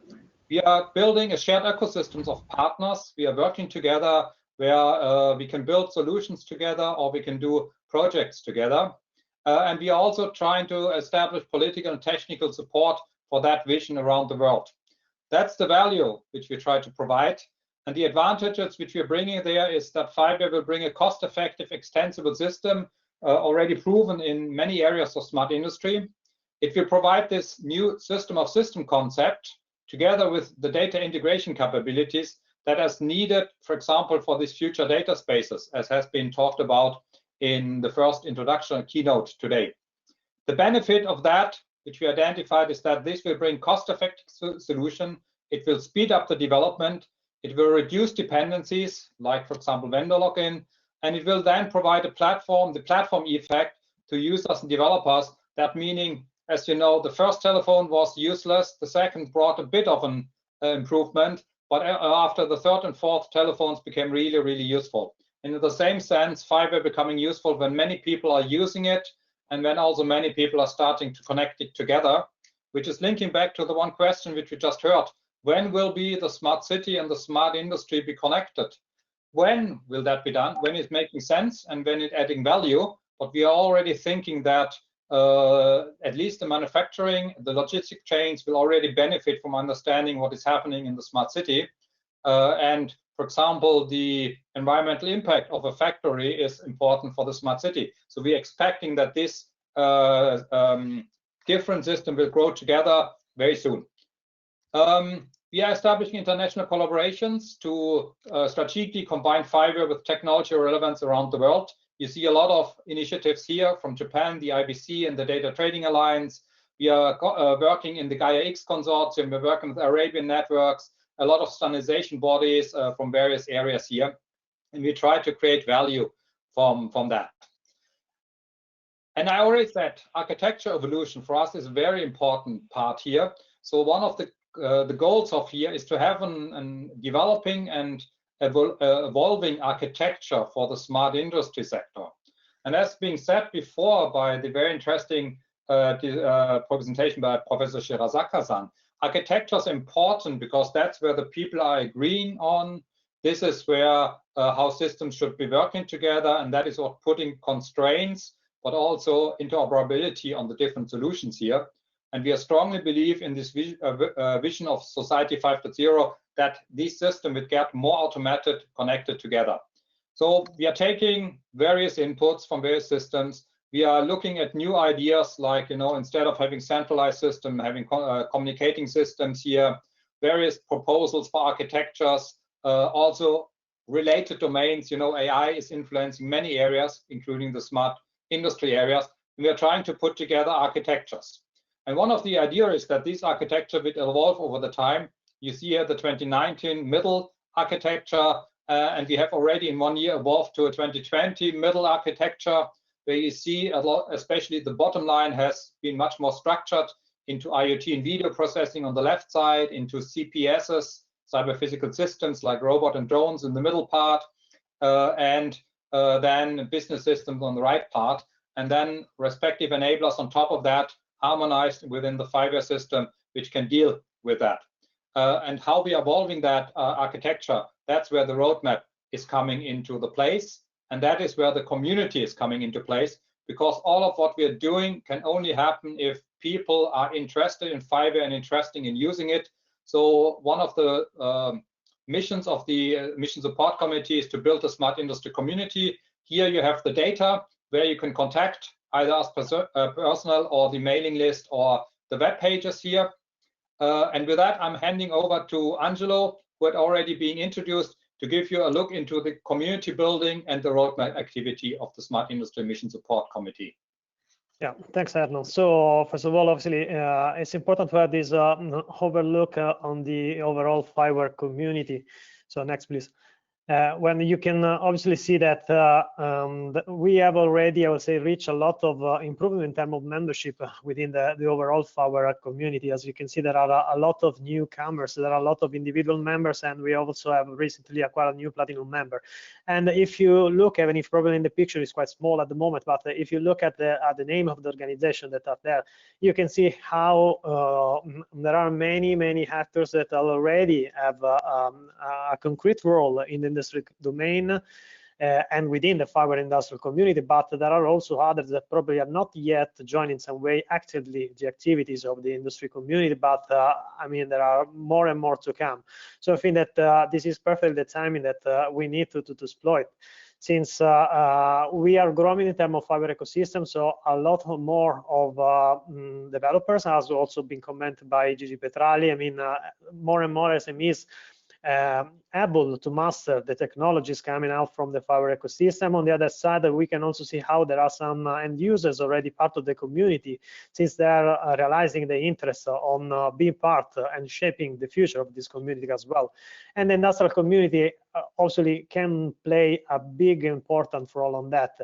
And this is something that we want to master with a piece of tools. Obviously, some of them are the ones that has been mentioned, and I will come back to them. But now it's time to see the roadmap. So we have trying to target, I would say, a short-term roadmap. So the next steps for the coming, I would say, 2-3 months are really to establish this working community. Since one of the information probably we have not shared with you, I mean, myself and Ernoe have been just elected as the co-chairing, so we are in the process of setting up the new actions for the next, I would say, period of this supporting committee. So the main action should be on better position, I would say, the experience already learned in the smart industry, and how to position also ourselves and our community in respect of the wider European context, obviously trying to move toward the next direction given by the Horizon Europe, Digital Europe, as well as the DIRO PPP. The collaboration that is already in place that can be reinforced both with the VDVA and the smart manufacturing industry, as well as IDSA Association, but also GAIA-X. So there are a lot of initiatives that are touching in some way that can really bring value if we support this collaboration, cross-fertilization about this community. And our mission is exactly to be there, I mean, to be present, to be active, and to try to involve our FIWARE community toward that initiative as well. The second work stream is mainly to better support the collaboration within the existing subgroup and working group that has been established within FIWARE Foundation, mainly at the technical steering committee level. Some of them already have a direct connection with our activities. This is why we will have also some examples in terms of use case that are coming in the next session. So namely the main working group that are planned to collaborate in strict collaboration with us are the robotics working group, the DLT and blockchain, and also the digital twin, all the standardization effort that is supporting these activities. And furthermore, there are seven other roadmaps activities as part of the overall FIWARE ecosystem that can really bring value, and thanks to the Mission Support Committee can be in some way fostered in order to create new working groups, so in order to engage more and more the organizations that are already part of the community, but especially to attract newcomers. And the third pillar is obviously the I would say the communication tool that in some way have the one that can really create the link and create the sharing environment where we can put together the experts, the solutions, and then also the experience, the lesson learned. For doing that, we already have some tools like the mailing list, the web page, but we want also to foster the creation of new events, new operational events, also not only dissemination but really working events, and also not important to catalog all these experience and experts. In the second phase, so starting, I would say more or less from Q2 in the next year, we will, I would say, faster the development and the contribution to this topic. So the digital twin, the robotics, and then the contribution of FIWARE toward the creation of building blocks for the development of manufacturing data space. So for all these three, I would say, operational working stream, we already identified several initiatives, also in collaboration with the office of the FIWARE Foundation, toward, I would say, a better development of our technology and better positioning our technology, still respecting the standards, still respecting the needs of the manufacturing domain. On the other side, actively involved in the several kind of organization. And we plan by the end of next year, I mean for Q3 of next year, to be able to formalize all the results of these activities in some, I would say, concrete outcomes that can be in form of white papers, for instance, on the reference architecture evolution, or in terms of data models and contribution, for instance, coming from the robotics domain, where there are a lot of work already in place there. But we can also be absolutely open to collect the, I would say, the next action to be prioritized for the next year. So coming from the needs of the industrial community, probably we can change the focus or enlarge the focus toward new technology like artificial intelligence, augmented reality, HPC. So we have already some discussion in place, but obviously with the collaboration with the community, we can get more and more traction on these topics. So try to make the conclusion of the overall activities that we are doing. I mean, we want to bring the real added value of using, adopting, and exploiting FIWARE technology in the smart industry. We already have an ecosystem, but we see the potential to enlarge this ecosystem already within part of the FIWARE members, but also outside FIWARE ecosystem, in order to support this, I would say, trending of open source revolution for smart industry 4.0. So one of, I would say, key messages is also that one of our main characteristics is the community, the membership, the experts. So obviously our strong camp from there. So we need to increase and to collaborate more. So very welcome to all of you to join our discussions.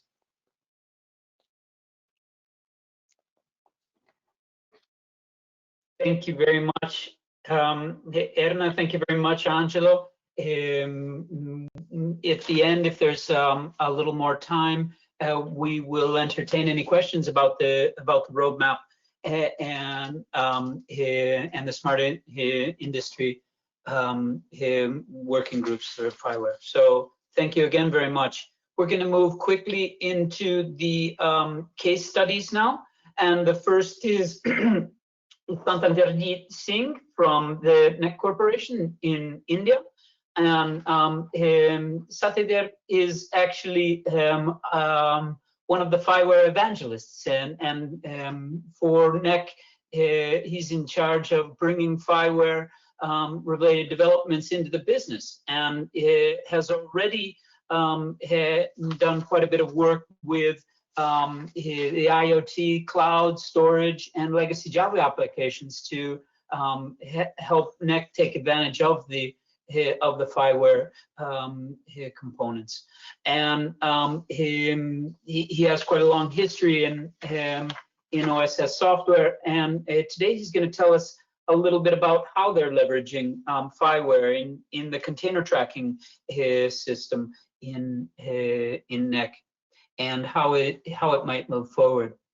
So Satinder, and I hope you can excuse me for chewing up your name. The floor is yours.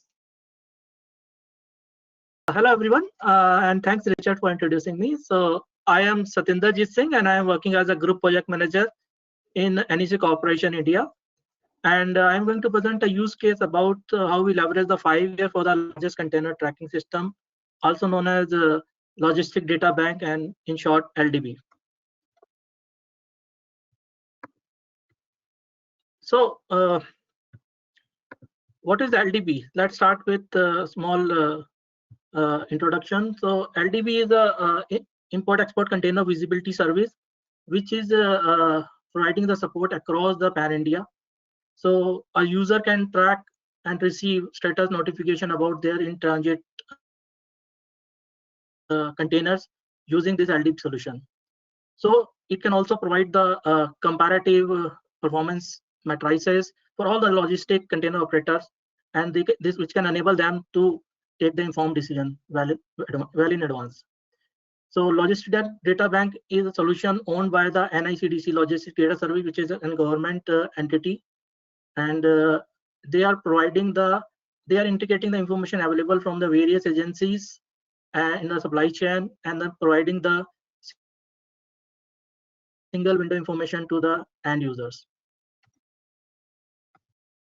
Moving to next. So as I mentioned, it is currently covering the 100% container terminals across the pan-India. So as in the map, you can see it is covering all the eastern and the western corridors ports, and it is span over 55 toll plazas and 167 CFS and ICD. That means container freight stations and inland container depots. And it is being tracked. It is being tracked by 1,500 plus RFID readers across the journey. So this is how the it is happening.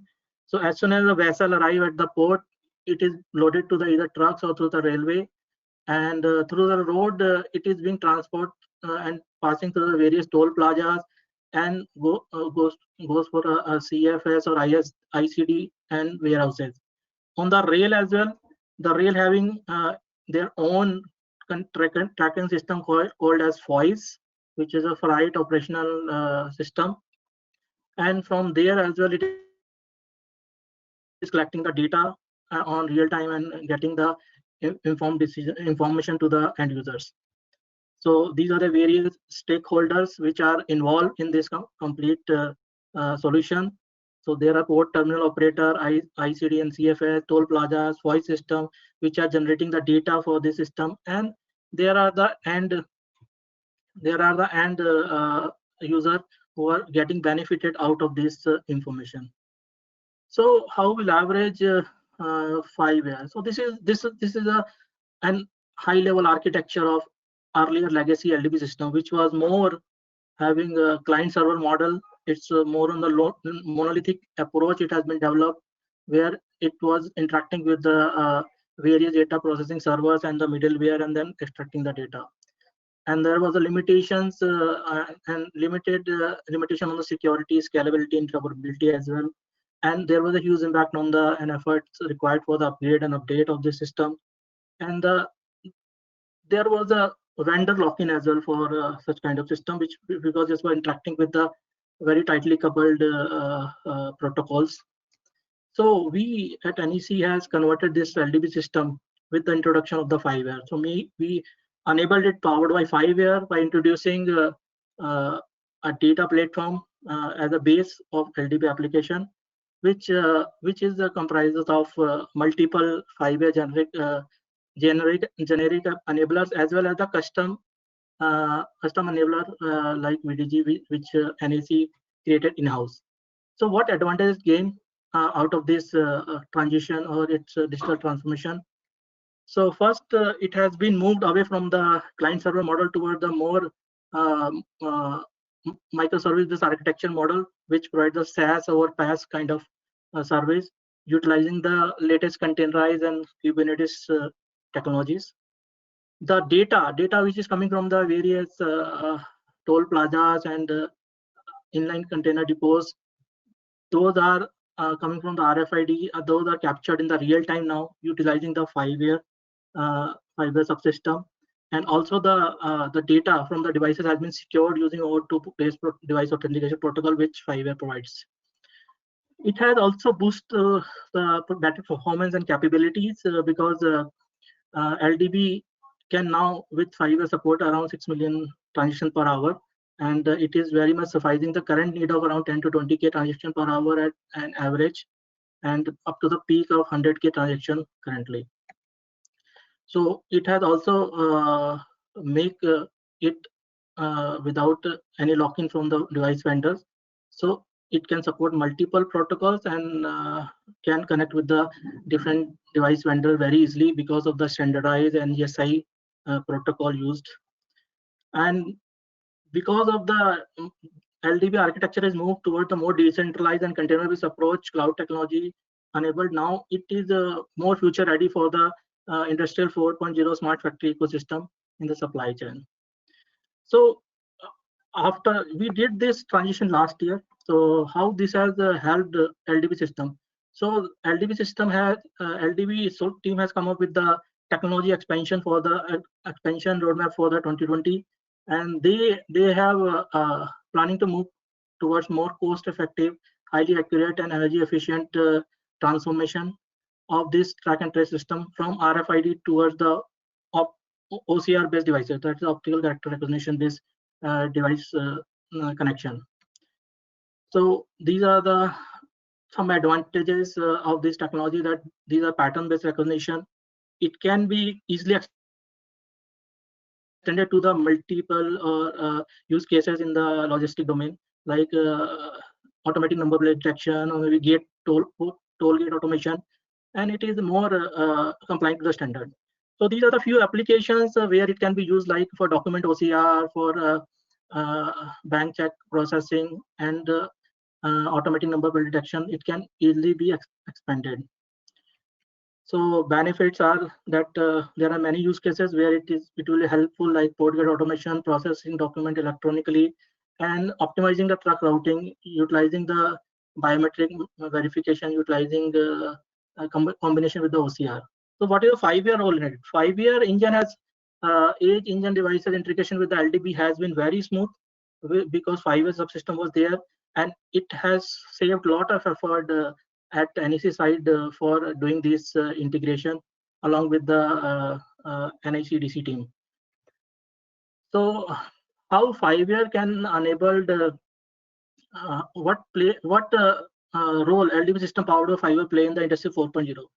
So these are the various data which are being collected by LDB system in FY 2020, like tracking system of the containers is the one, then biometric data is combining with this, and as well as the automatic ECL reading and verification.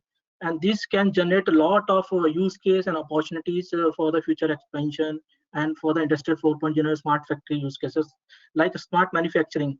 So smart manufacturing can utilize this data sharing and automate their supply demand and supply based on it. They can plan their production accordingly.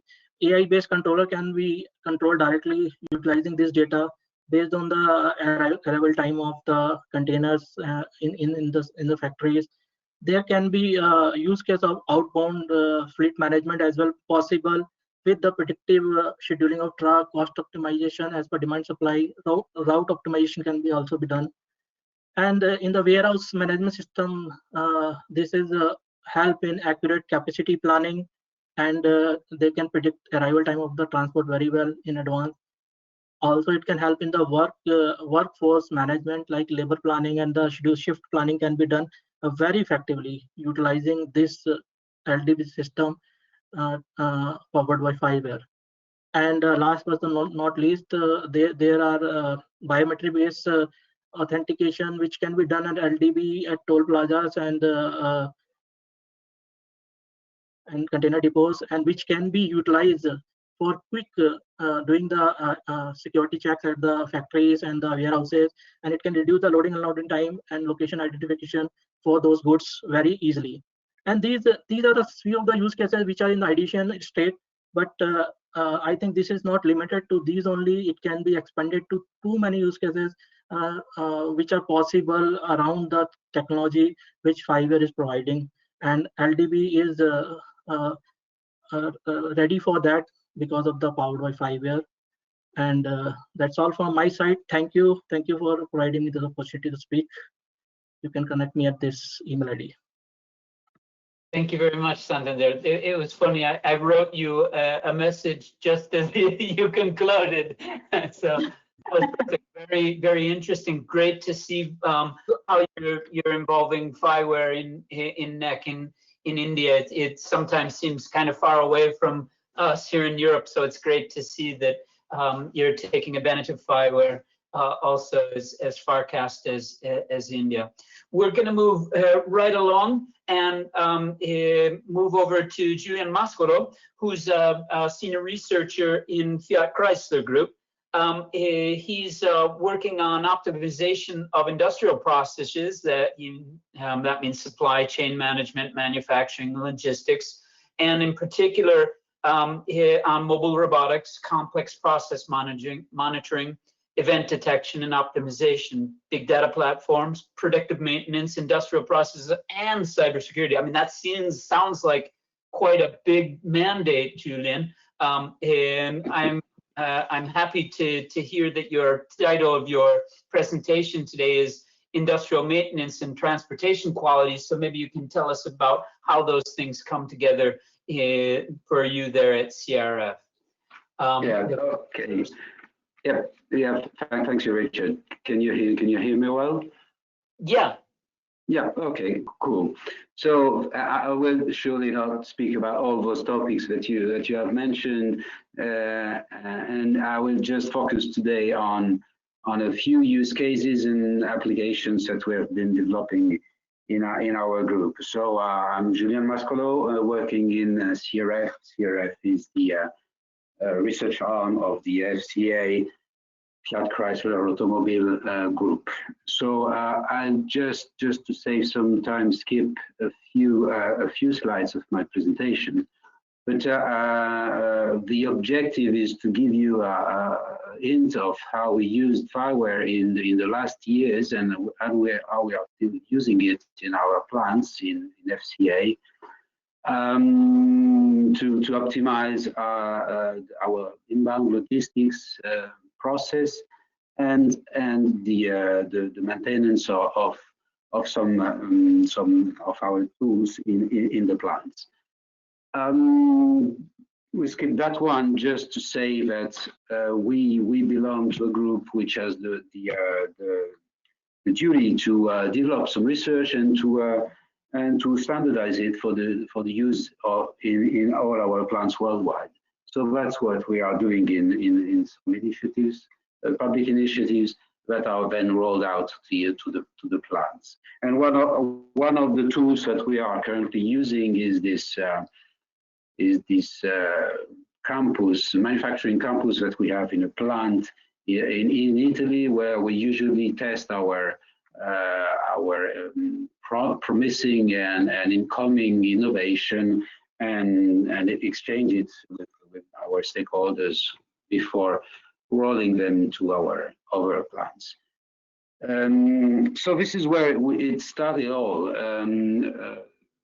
4 years ago, nearly, we developed some application in the campus involving partners from belonging to the FIWARE ecosystem, with three applications. One on mobile robots monitoring, so that meant predictive maintenance of AGVs, then predictive maintenance of robots, still robots as the one that you can see on the right, and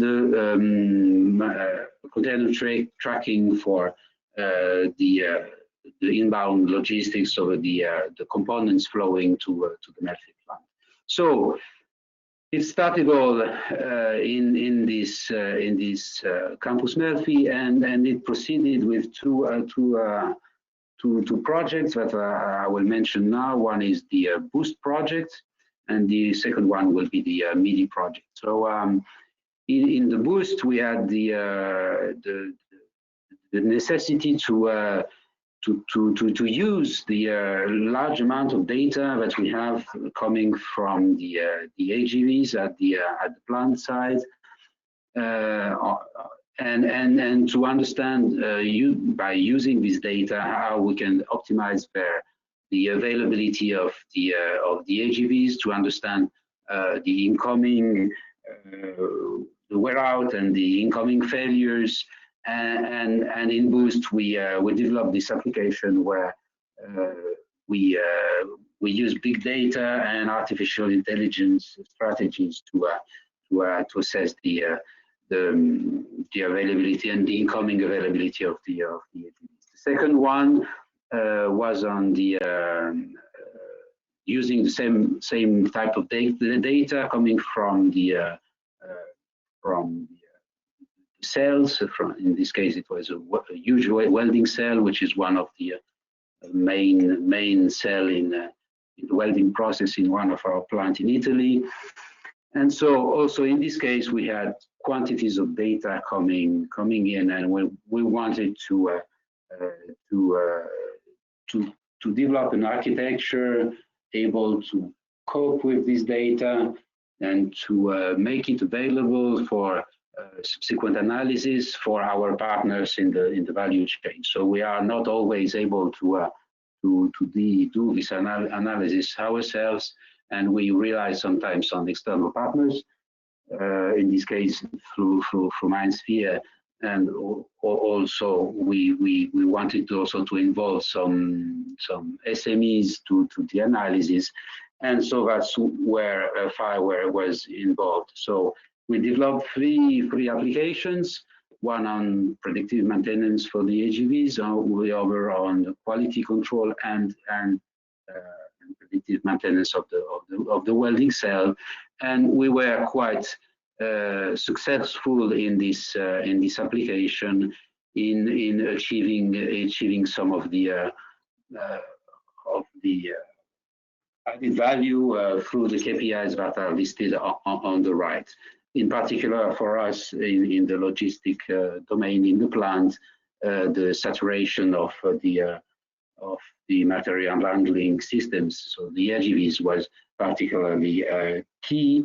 Also, the availability of the machine, in this case, the welding cell. So that's a little bit of an architecture that was developed.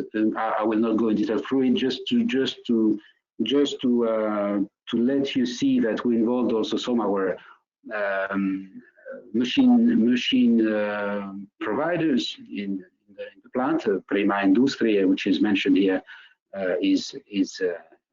provides some machines to our laser welding machines to our plant, and they were involved into the activity. FIWARE then, in this context, was key on making the connection between the different data sources and systems that we had in the plant, in order to provide them and make them available to the further actors in the value chain. The second thread of application that we have been developing and that are still active in our processes were in the MIDI project. We had also, in this case, two threads of activities, one on the smart supply chain and one on the smart manufacturing. So the objective in this first thread was to monitor and to understand the quality and of the process of inbound logistics. So where are our components? How are they handled? What is the status of the handling?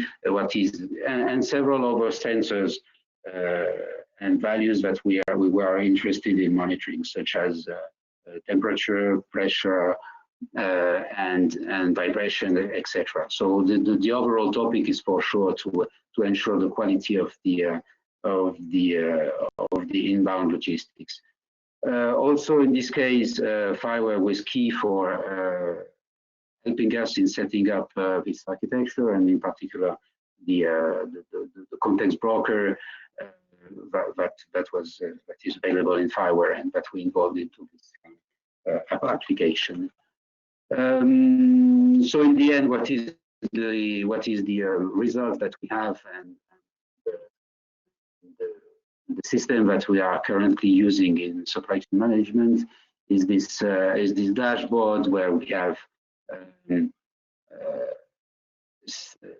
containers, events, alarms, and estimated times of arrival displayed visually and available for the supply chain manager for subsequent action.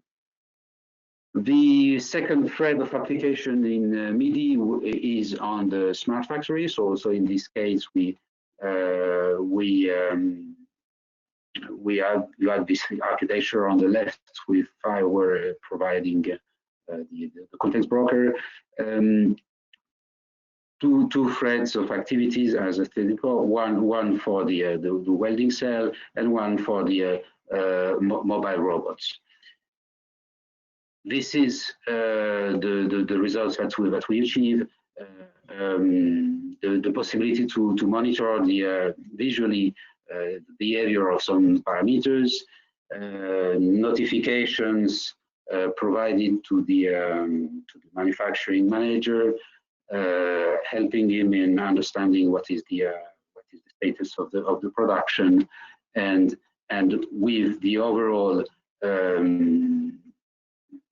KPIs and added value, which is summarized on the right-hand part of this slide. And we were happy enough to see that we were able with this solution to increase the overall equipment efficiency. So that was our first objective, and it was satisfactory. And so and of course the cost for the maintenance of the system was decreased. So this is actually used in two of our plants in Italy, and the plan is to still go into that direction of having the possibility to share our data with external partners in the value chain, and for the analysis, and to helping us in increasing our plant KPIs. So this was my last slide, and if you have any question now or after, I'm available. Okay, thank you very much, Julien. We're gonna save questions for the end. Of course, you can write, as a lot of people are doing, in the chat box, and some of the questions can be answered by guys like Juan, who might be able to give you some insight into FIWARE-based technologies. But thank you very much, Julien. We're going to move right forward with Jose Diaz de Grenu. Sorry about, I'm killing your name too. Jose is the IoT technical manager at Elliott Cloud, which is a spin-off of Bosonit, a cloud provider in Spain. He's essentially an embedded systems programmer working on IoT and firmware and personal space applications. And today you're going to tell us a little bit about the IoT in the manufacturing solutions your company is providing. Thank you so much, Richard. And don't worry about my surname. It gives a hard time to a lot of people. Okay, so hopefully you're able to see my screen right now. Otherwise, yeah. Okay, so I will be presenting a specific use case of FIWARE on an injection factory warehouse. Okay, so how to make it smart using FIWARE. So first of all, let me introduce. Let me close this. Okay, let me introduce ourselves and the company that we work for in this project. So FEFA is the company that we have been helping to become smart and to go to Industry 4.0. So they are focusing the designing and manufacturing of components for the automotive sector. Okay, so they are specialized in the plastic injection technology, and the goal of this project was to get to some predictive maintenance of the machines that they have, and to integrate all the machines and different sensors and systems that they have in one common platform. Okay, so one platform for all the data. And of course, the main challenges of this project is connecting all the machines and systems, because as we will see, there's a lot of different vendors, protocols, and data models. And of course, we do need to link and correlate all the data. So basically, we have to build a complete data model that can accommodate data coming from any of the machine. Okay, so the way that we provided a solution for this company was using our Elliott Cloud product. So this is a FIWARE-enabled IoT platform, a middleware that we have developed. And as you can see, it's based on FIWARE and other open source components. I think during this talk, a lot of people have been talking about all the advantages that the open source brings. And I think Richard did a really good job at the beginning of the presentation to point these factors. But let me just highlight the extensive community that these tools usually have and the documentation. And this, I think, makes a really important difference with other closed source solutions, which is that actually the customer using these tools is the one that owns the system. So he's able to understand how every piece works. He's able to change any of the pieces that he needs and extend the system as needed, as opposed to using some closed source solutions that are kind of a black box that you just can use whatever the tool offers you, but you are not able to extend or integrate with other systems. Okay, so let me move on to the next slide, and this is the project that I will be presenting. Okay, so using Elliott and based on all these open source tools, as you can see, like FIWARE, PostgreSQL, and Grafana, to first of all connect to all the machines and the systems that FEFA has in the factory. Then do the data monitoring, so have a common platform that allows you to see all the data that you may need to check. And finally, how can you use all these tools to do actually predictive maintenance and try to improve the overall equipment efficiency of the factory. Okay, so I'm going to start with the first point, the connectivity. And when you go to a factory and you try to connect all the different machines that are available, you're going to see a lot of different protocols, different vendors, and different systems working together. Okay, so if you're lucky, you're going to encounter some systems that are using more or less standard technologies like Modbus, like OPC UA, and all these kind of standards that probably most of you know. There's also some other standards that are not so well known, like for example Euromax 63, which is a specific standard for plastic and rubber machinery. And there's a lot of times that just no standard at all. So you have some serial port or some USB connector, and data is coming out from using some proprietary format. Okay, so I'm going to go quickly through the diagram on the left. So on the left in yellow, you can see all the things that were in the factory. Okay, so you have a lot of injector machines from different vendors. You have some legacy systems that are taking some data to things like SQL databases, FTP servers, and you also have a manufacturing execution system. Okay, so this is basically a system that is managing all the injectors. All the injectors are connected to it, and is managing the common data. So things like, is the machine working? Is it not? What product ID is it working on? Is there any bad pieces that the machine has been doing? So all this information is available on the manufacturing execution system. And then as we go to the right, you can see the work needed to integrate this in an overall platform. So you can see some green boxes, which is the deployment that we have to do. So this includes both hardware and software solutions. So specifically, we have integrated Arduinos and Raspberries to interface the different hardware interfaces of injector machines, like the serial port and USB port. And we have also done some software developments for those proprietary formats or less known standards that didn't have a direct integration with FIWARE. Okay, and as you can see, some of the systems at the top, like the manufacturing execution system, was already using standard technologies like JSON over MQTT. So those you can integrate to FIWARE directly using the IoT agents available.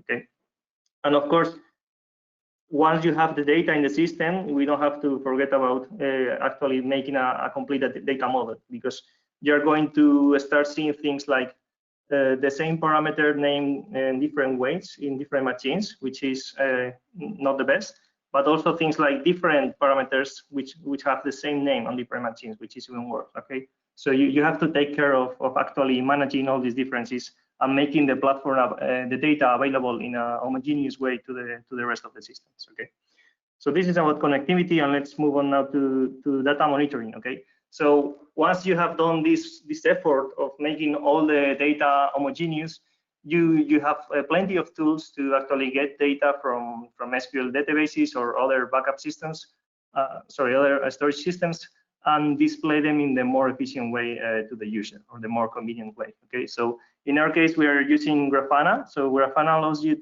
to get almost real-time metrics. You have a quick access to any data that you need, and it's really responsive. So you can actually filter data in real time, or select data from different machines or different time ranges.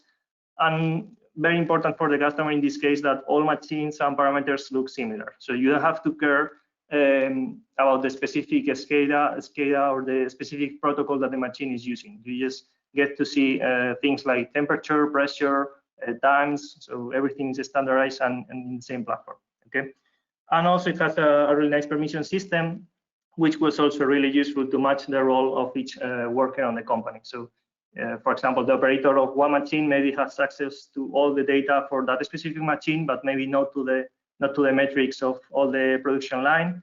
And on the other hand, the supervisor of the sector may have access to more complete data. So you have a permission systems per machine, per zone, or per dashboard that you are displaying. And just let me show you a quick demo of how these dashboards look. So for example, you have here one dashboard showing all the information of one specific machine. So you keep in mind that some of this data comes directly through the machine. Other data like the status and the link are coming from the MES, from the manufacturing execution system. And also you can see some red and yellow dots, so indicating pieces done in semi-automatic mode or pieces that had some quality issue. That information is also coming from different systems. Okay, so the important value added here is that you get to correlate all the data and see all the important factors in the same dashboard at the same time, which is really convenient. And here you have another example of dashboard for this project, which is more of a statistical value dashboard. Okay, so in this case, it aggregates the data for all the week, all the month, for a specific machine, a specific product IDs, and you get to see data like the minimum, the maximum value, the average, and you can look at the tendencies. So it's basically really flexible, and you can get to display whatever the customer is interested in seeing. And finally, once you have all that, you can start working on predictive maintenance. Okay, so in this specific case for this customer, we did two kind of alerts. So one of them are specific alerts based on rules. So the customer, which has all the knowledge about these specific parameters of the injector machines, like pressures, like temperatures of the oil, or temperatures of different zones, he knows when something is going wrong, right? So he can define, hey, things like, if this parameter is greater than this value for some time, or if this other value has this other value. So he's able to correlate any data coming from any system and define alerts on the events that he wants. Okay, and another kind of really useful alerts are what I call here the generic alerts, that are just using historic data and comparing relevant sample statistics on the data. So for example, if the temperature of one machine is getting too far from the average of that specific parameter on that specific machine for the last day of work, so probably something is not going good. So in that way, we can also alert the customer as soon as possible and let them know and check what is going wrong with the machine before it gets worse. Okay, so, and in particular, we were able, using Grafana, to send notifications via email. We can also send them using Telegram and other services. and you also get a general status dashboard for all the alerts that are going on this on the factory. Okay, so that was my presentation. I hope it gave you a good idea of the integration. I also have here an example of this alert dashboard. Okay, so you can see the red area, which is the area in which the parameter would be indicating that something is going wrong, and of course the marks of when some alert was alerting and when it went to okay, and the different parameters that they were seeing or that they have specified for the alerts in this specific dashboard. Okay, so I think this gave you a good idea of how can you use FIWARE on a factory or in manufacturing to monitor and to improve the overall equipment of your efficiency of the plant. And that's all from my side. Thank you so much for the invitation. Okay, great. Thanks a lot, Jose. Really impressive use of FIWARE there. We're gonna move quickly to the last speaker, who's Gernot Böge. Again, I'm gonna kill your last name. I'm sorry about that, Gernot. A lot of strange letters I'm not used to. Gernot is from the FIWARE Foundation, and he's a senior solution architect. Today he's going to tell us a little bit about the FIWARE EIDS CIM REST connector that they're using in Boost 4.0 and exactly how that works in that use case. So the floor is yours, Gernot. Yes, thank you for introducing me, and messing up with my name even happens in Germany, so it's quite unusual and a little bit old-fashioned, but all fine, I'm used to it. But it's really very common to mix it up. Sorry. No deal at all.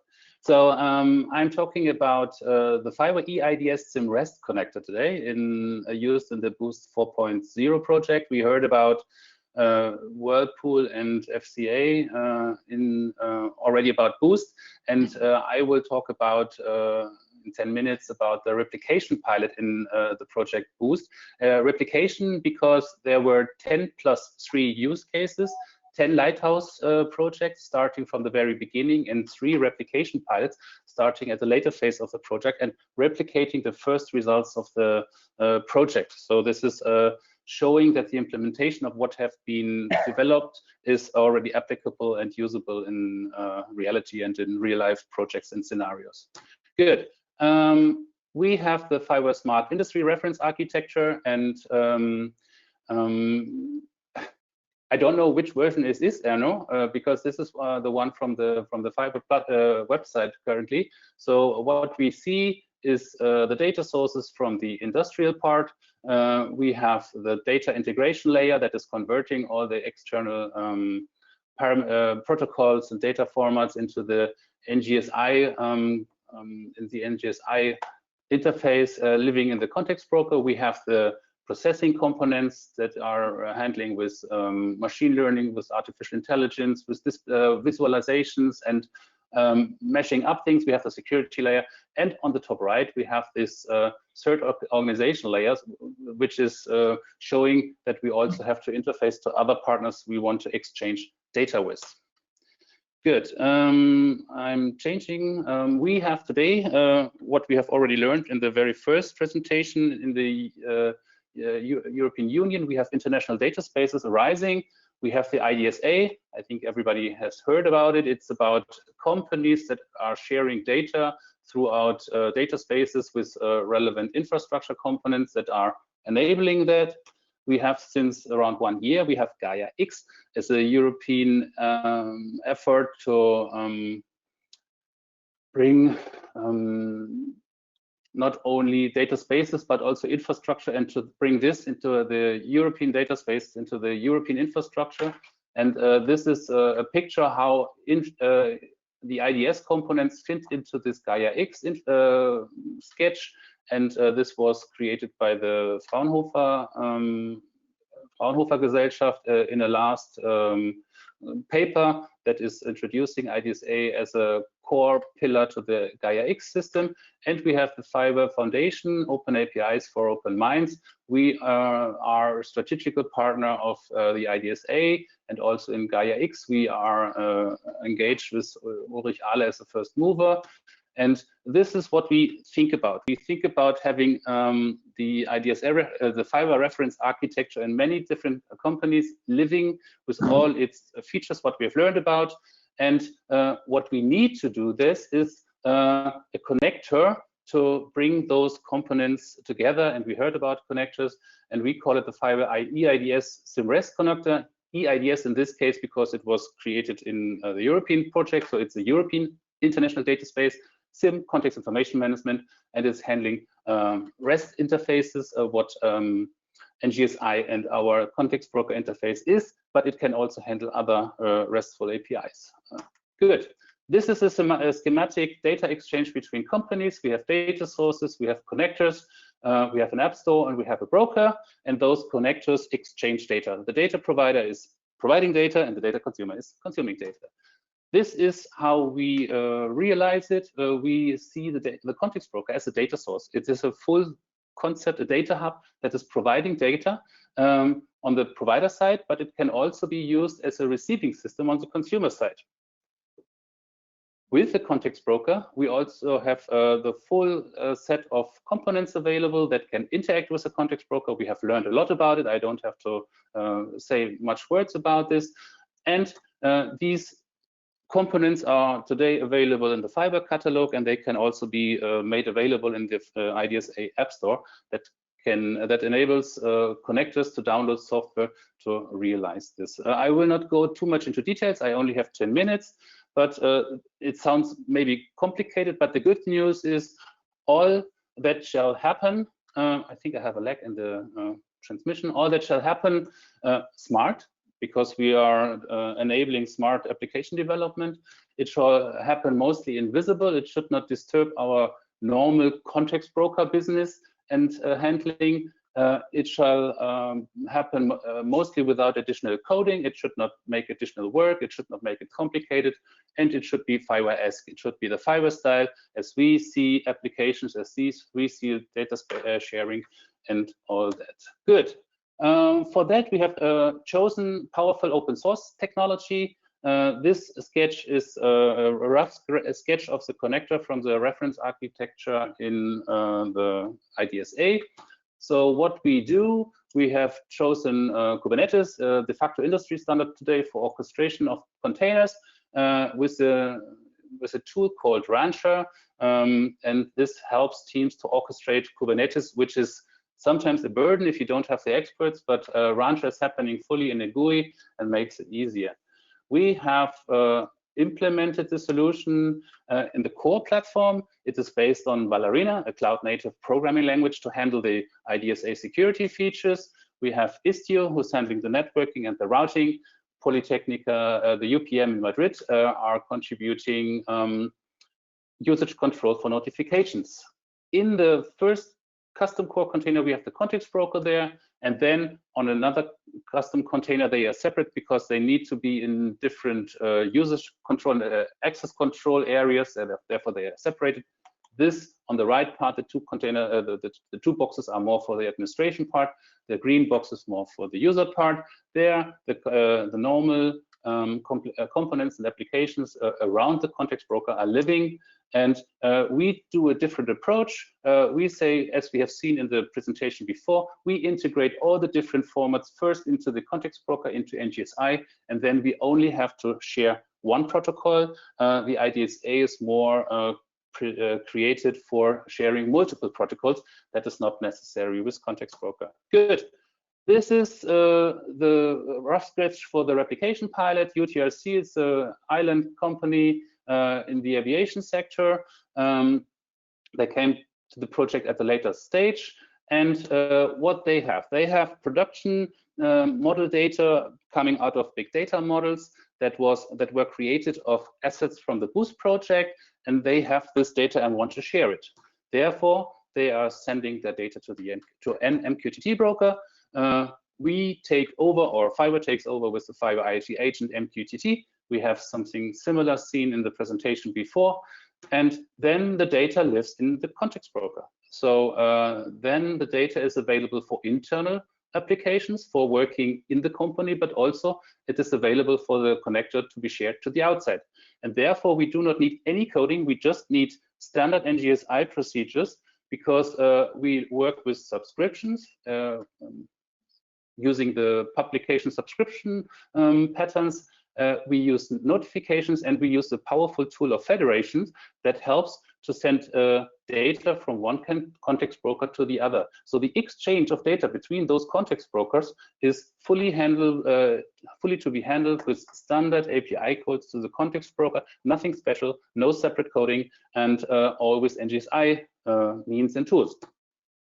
Good. What are the benefits?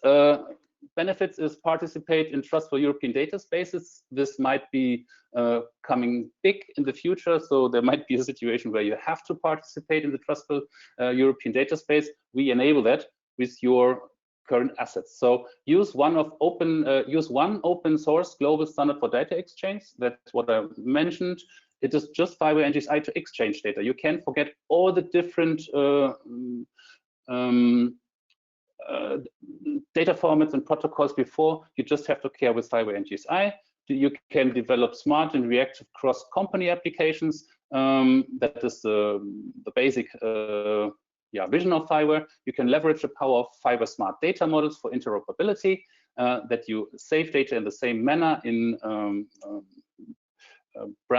data models that have been agreed by different domains. You can save your investment in technology and knowledge, because you have brought your powered up your stuff and your people, and you can use all exactly that. You don't have to throw it away or change it. That's also the idea of not being vendor locked in. So you can save your investments, and you can be ready for growth and change, because with Kubernetes you are ready for scalability, and with FIWARE you are ready to implement even more components, more complex processing with machine learning, artificial intelligence, and else. So what is coming next? This use case, we just did the integration test last week. We just presented it yesterday to the project in the General Assembly. So we are now finishing with these results the GitHub repo for publication after the final December integration test. We will finishing the certification process so that it's available on the market and ready to be used in the system. We propose the FIWARE EID system REST connector to FIWARE incubation, that it becomes a component in the catalog of the FIWARE Foundation. We have to keep up to the IDSA development cycles, because they are rapid, moving fast and changing things. And I'm finished in this sentence. We have to extend the functionality. We have lots of ideas to do this, with also integration of the edge cluster, so that it's going closer to the edge. And I am finished now. Thank you for your attention, and I hope I kept my time. Thank you very much, Gernot. The last closing remarks, we're going to hear from Ulrich Karl and Christina Brandstetter from the FIWARE Foundation. So we're going to move quickly into that because of the fact that we are a bit over. So Ulrich, if you can take the floor and tell us what we can take away from this today.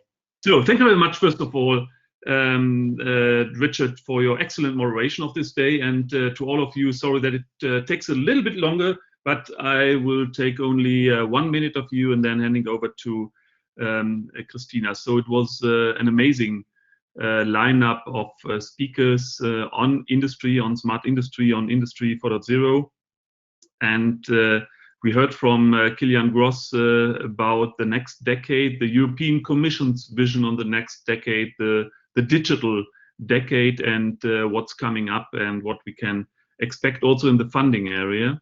And then we went to Japan, heard about Society 5.0 and the role of and the importance of standardization in interoperability in the system of systems approach.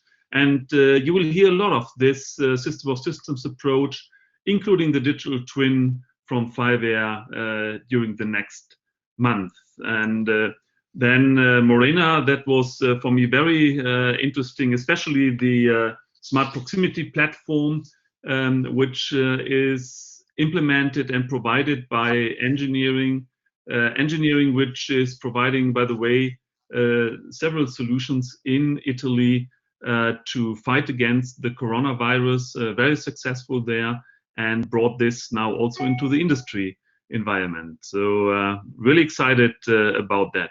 But I'm even more excited about the love story between Whirlpool and FIWARE, talking about what's going on here. And what's going on and what's our smart industry roadmap was explained by Ernoe Kovacs and Angelo Marguglio. And to both of you, thank you very much also for volunteering here to head the FIWARE Smart Industry Domain Committee. And then we saw several use cases, a very impressive one, I think, from India, using it for container tracking management system, and then two from Fiat and also from Bosonit, how FIWARE is used to improve the overall equipment efficiency of a plant.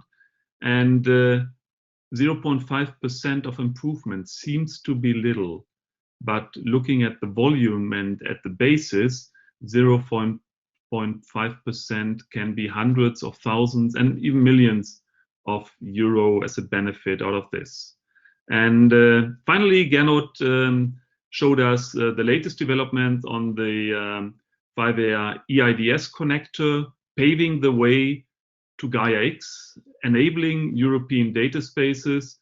And also here, there will be a lot to come during the next month. With this, thank you again to our moderator, all our speakers, and handing over now to Christina for the final words. Yeah, thank you, Ulrich. And also here, we will just quickly look into, for a minute, into the future.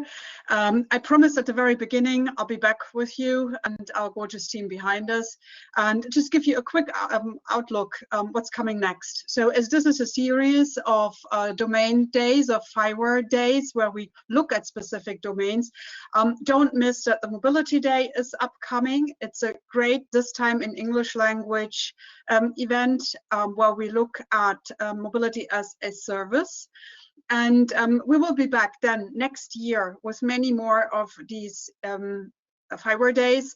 We have already planned another one for mobility, another one for IoT, for artificial intelligence, for smart cities. So there's more upcoming. Stay with us.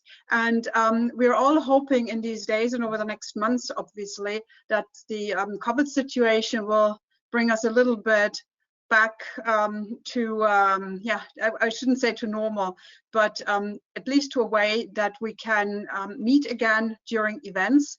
And this is why we want to announce also here, especially for the industry sector, we want to be at Hannover Messe. We have already started planning on this.